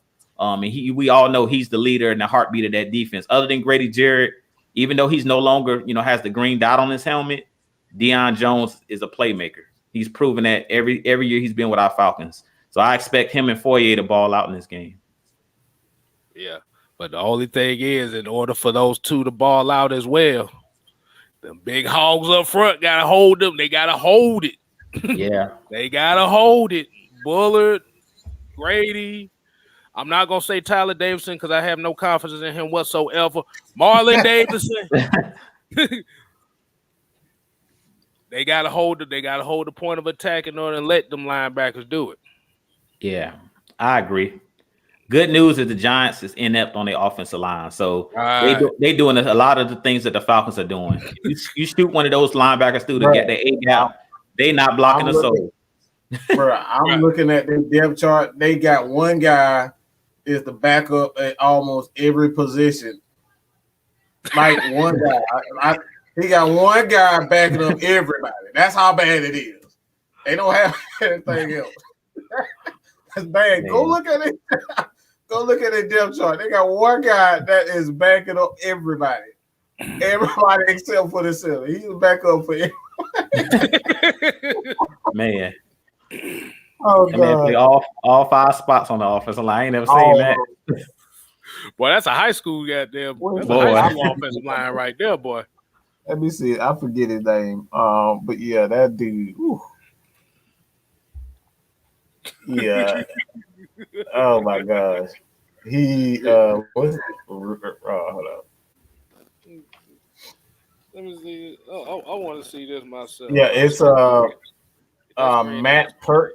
Oh, Yeah, oh, I'm about to say. I know you ain't about to say Matt Percocet. I'm about to say, boy, man, that offensive line, they gonna need some Percocets. So they got two guys on IR, and Matt Pert is the backup at tackle, guard, and the other right tackle. So yeah, the other guys, they're in trouble if anything happened. You got one guy that's the backup for that. That tells you they really don't have a very good offensive line. Yeah, I see it. All right, this is a question here for everybody in the chat. He says, what is the ceiling for this team in your opinion? I think it's too early for a question like that, but this game is going to say a lot. I know that. Like how I said last week was a litmus test to me and Mike. I think Mike is either this term must win. This right here is a must win game because we've already played 2 NFC teams and we're 0-2. You don't want to fall 0-3 because when it comes down to those tiebreakers at the end of the year, when you're trying to get into the playoffs and you have those tiebreakers, meaning teams that actually beat you head to head, you know, this is a very important game. I don't like to use the word must win, but you can't get out to an 0-3 start. I know it's 17 games and anything can happen, but at this point, you don't want to, you really don't want to go on no losing streaks in general, but losing three games, especially in the NFC South, because right now a lot of the teams are out to a good 2-0. I think the Panthers are 2-0 and the Bucks are 2-0. So we got to start gaining ground on some of these other teams in our division. Yes, we still play the Panthers twice, and we could sweep them and kind of, catch back up that way. But we have to start winning some of these games because when it comes to those tiebreakers, like I said, these teams that we faced, if it comes down to the Giants, if it comes down to the Eagles in the, the other divisions in the NFC East, the NFC West, you want to have those tiebreakers in your back pocket. So we definitely need to win this game. Like this is a must win for us. We have to win this game. We can't afford to fall 0-3, and that'll mean we've been 0-3 in the NFC so far. Like we got to start gaining ground. Right. But I won't say what the ceiling is because I think it's still early and I've seen improvement. So I want to see are we going to continue to improve or are we going to dip back down? Because a lot of the time, like I say, you either stay the same, you go up and down, or you keep rising. And I want to see if this team is going to keep rising or we're going to keep seeing improvement, or are we going to see that up and down, up and down, up and down? And like KStylzz said, are we going to see the game for 60 minutes where we're doing good and playing a solid game throughout the game, consistency? Or are we seeing up and down, up and down? We make a streak like we did in this last game in the third quarter, but then in the fourth quarter, everything fell apart. Like we got to put 60 minutes consistently together. That's going to say a lot in this game, and that's what I'm looking for. I'm not necessarily looking for a win. Yeah, there you go. I do want us to win, but look, KStylzz just put it up there. 60 minutes. We got to do it for 60 minutes. And we have to, prove that we can do it for 60 minutes. That's the most important thing this week. And I think that was going to be in my keys to victory, KStylzz, because you said it every time last season during our exactly our pregame shows. So in this game, I won't say what the ceiling is because the sky's the limit. We don't know what this team is yet, but we got to do it for 60 minutes. Mm-hmm. I try not to use it too often because that's like one of the most obvious keys that we have to worry about. But every team really is do it for 60 minutes. Right. But hey, at least I got a chance to use the 60-minute picture this time.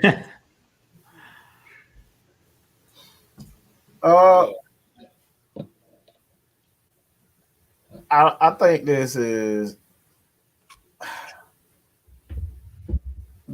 a coaching game right here for me. This is a coaching game because one thing for me is important is that we can't get back into all right. One thing that plagued the Falcons for years is that we played down to the competition and we lost a team we should be massacring. And this is a coaching game for me.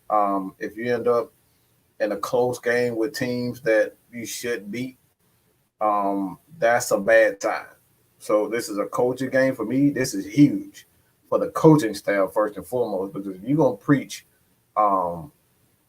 accountability and not all this stuff previous before Dan Quinn, you got to beat teams that you should beat, and there's no reason why they should not beat the Giants. The Giants do have a good enough front seven to kind of manufacture some pressure, but that offensive line, like you said, they have major issues on their front line. And Saquon, he is coming from back from an ACL tear. He still had explosiveness, but he's still not Saquon Barkley before injury. So even though he's still a major threat, I think we have the speed and the discipline within our front seven to kind of contain him. But again, I think this is a huge game for the coach's sake, not necessarily the season's sake, but the coach's sake. Because again, if you want to preach toughness, you gotta bust.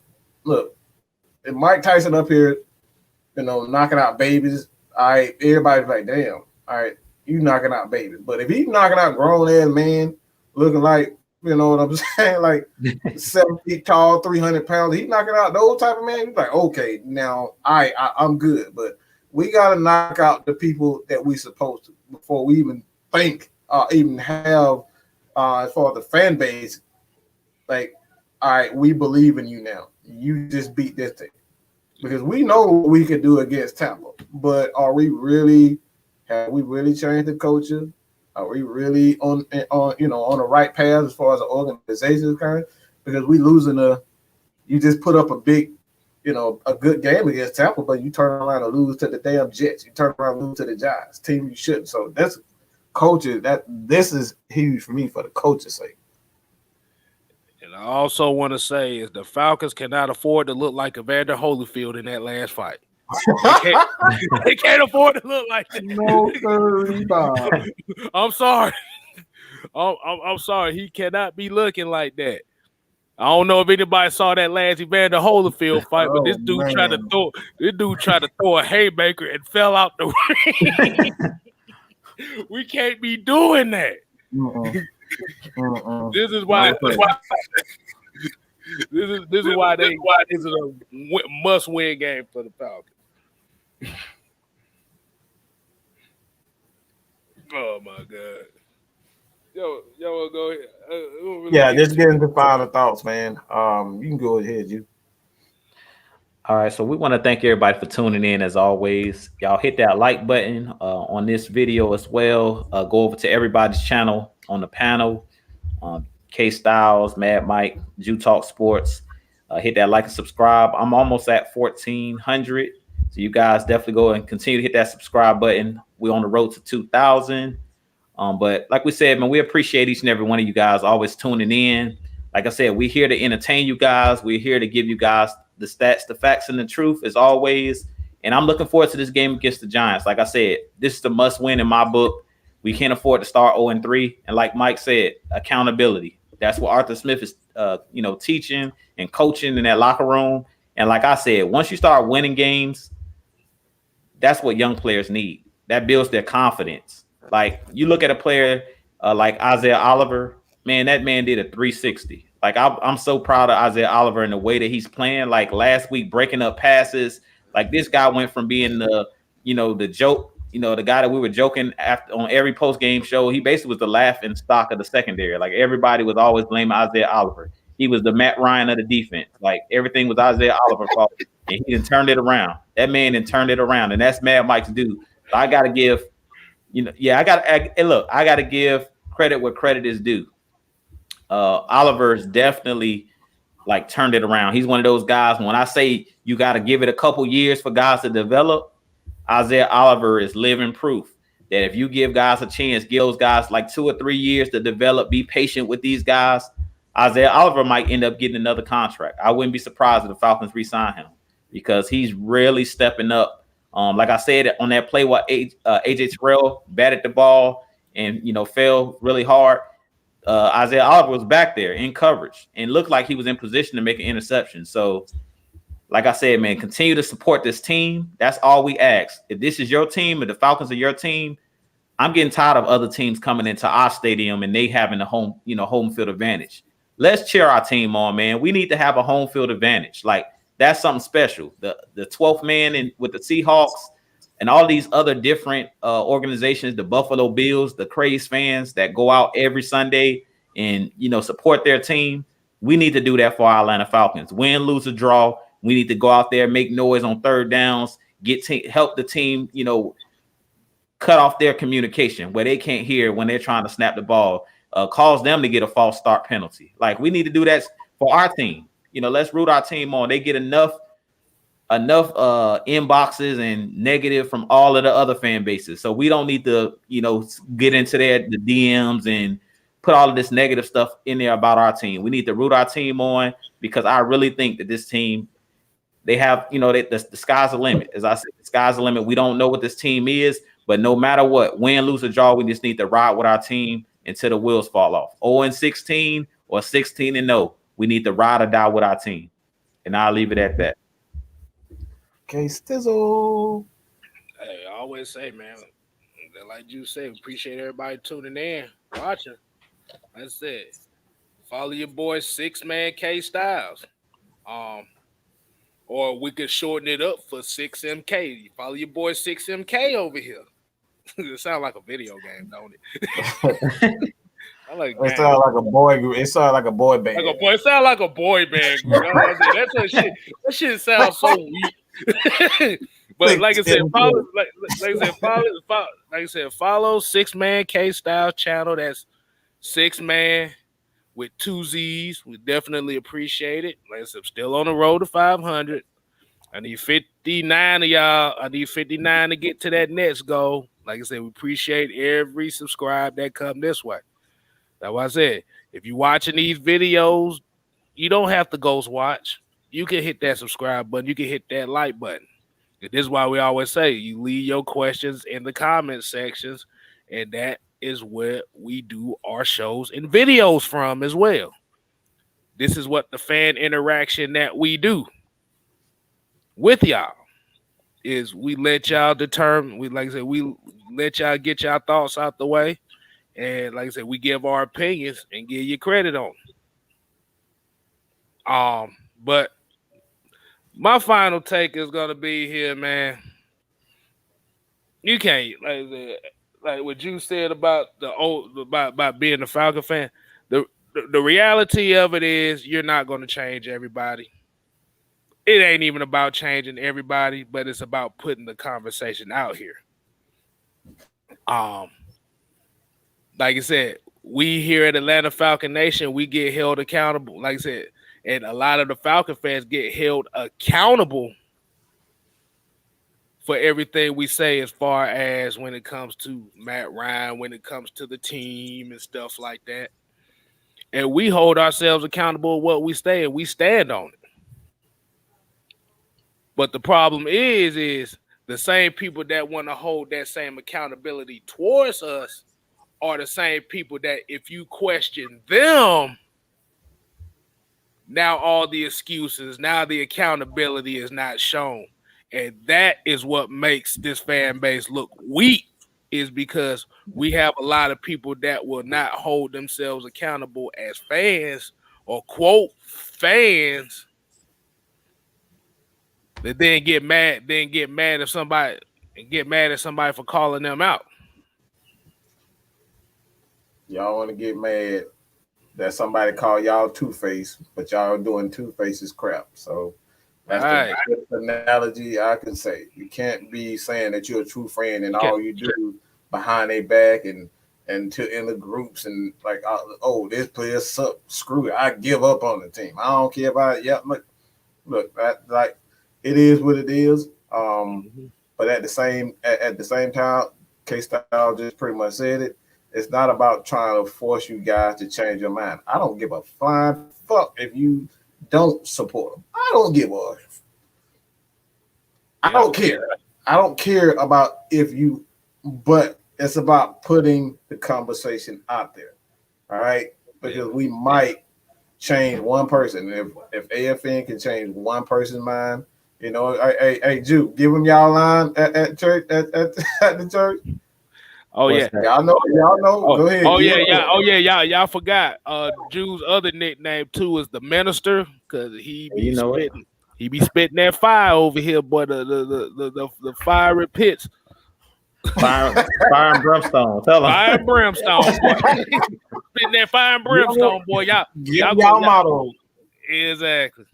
Give him the motto, Jew. Give him the motto. Give him the motto, Jew. We gotta get it. At my church, saving souls and households, one family at a time. One family at a time. That's all. That's what trying to do. Yeah, look, that's all we try to do. That's it. So, like, that's basically what Mike said. We, like I said, it's not about changing everybody, but the thing about it is, don't be trying to tag us and try to hold us accountable for what we saying if you're not ready to receive that same energy. Because it's not just the people that say it, but it's the people that be trying to tag everybody else that's still optimistic about the team. Mm-hmm. This is why we say the Atlanta Falcon fan base, not all the fans, but the majority of Falcon Twitter and people that like to pillow talk. This is why they always say that Falcon fan base is not very good fan base. Can't like I said, you can't have a full nation if everybody's damn divided. Mm-hmm. Simple as that. Simple as that. But for those that are willing to ride with the team, those that still support the team, like I said, AFN is not for everybody. So we got some guys that'll come in here and start pillow talking to other content creators, talking about how we ain't shit and stuff like that. We don't do this for them. We do this for y'all. This is why we say Atlanta Falcon Nation, we are the nation. One band, one sound. Don't always have to agree on everything, but you gotta have the conversation. If we don't have the conversation, then the cycle keeps repeating itself. That's all I gotta say on that. I'll end with this. I'll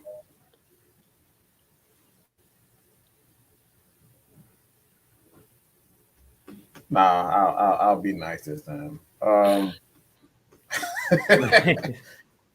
But hey, man, at the end of the day, like we said before, we truly appreciate everybody and their constant support for us.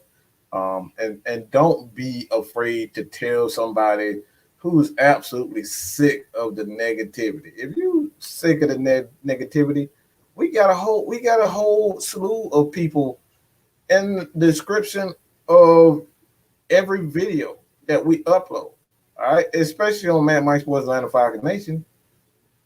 Come follow us. We don't do all that, negativity and this person suck. And like, look, we say what we gotta say, but come Tuesday, that conversation is done. We don't keep talking about what this person did. We trying to create a solution. That's what we do here. It's all about creating a solution, getting to the bottom of things, why this and why that, and we move on. It's all about support. And you guys have continuously supported us through thick and thin. Everybody who donated to the channel, to the Cash App. Jew has one for himself. Jew TalkSports You can check it out on his videos. He have the link there for you guys. Also, KStylzz. If you just want to individually support anyone, Twisted Tea, just everybody on the crew. If you just wanted to support everybody, you can do so at the Cash App. You know what I'm saying? Like I said, y'all already know we're going to give you the opportunity if you want to come on the show on Friday night and just, say what you got to say. And even, I don't know if you guys have paid any attention. We started doing fan takes on Atlanta Falcons Nation. You saw LT. He submitted 2 videos already. So if you want to do, a video, a take on whatever you want, it's your show. Submit it. Send it to me. Send it to Miss Maggie. Send it to KStylzz. It don't matter. We will find a way to put that on the channel.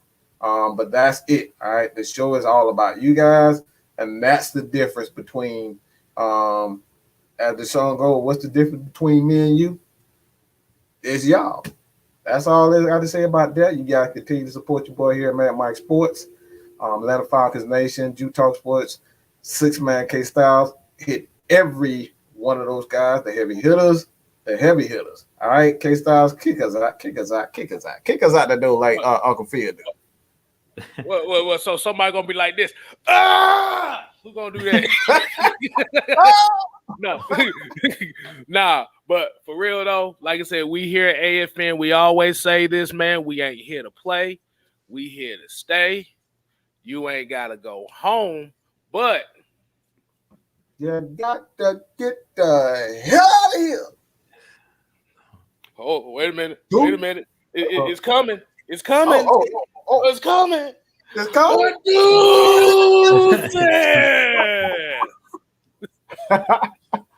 Hey, man.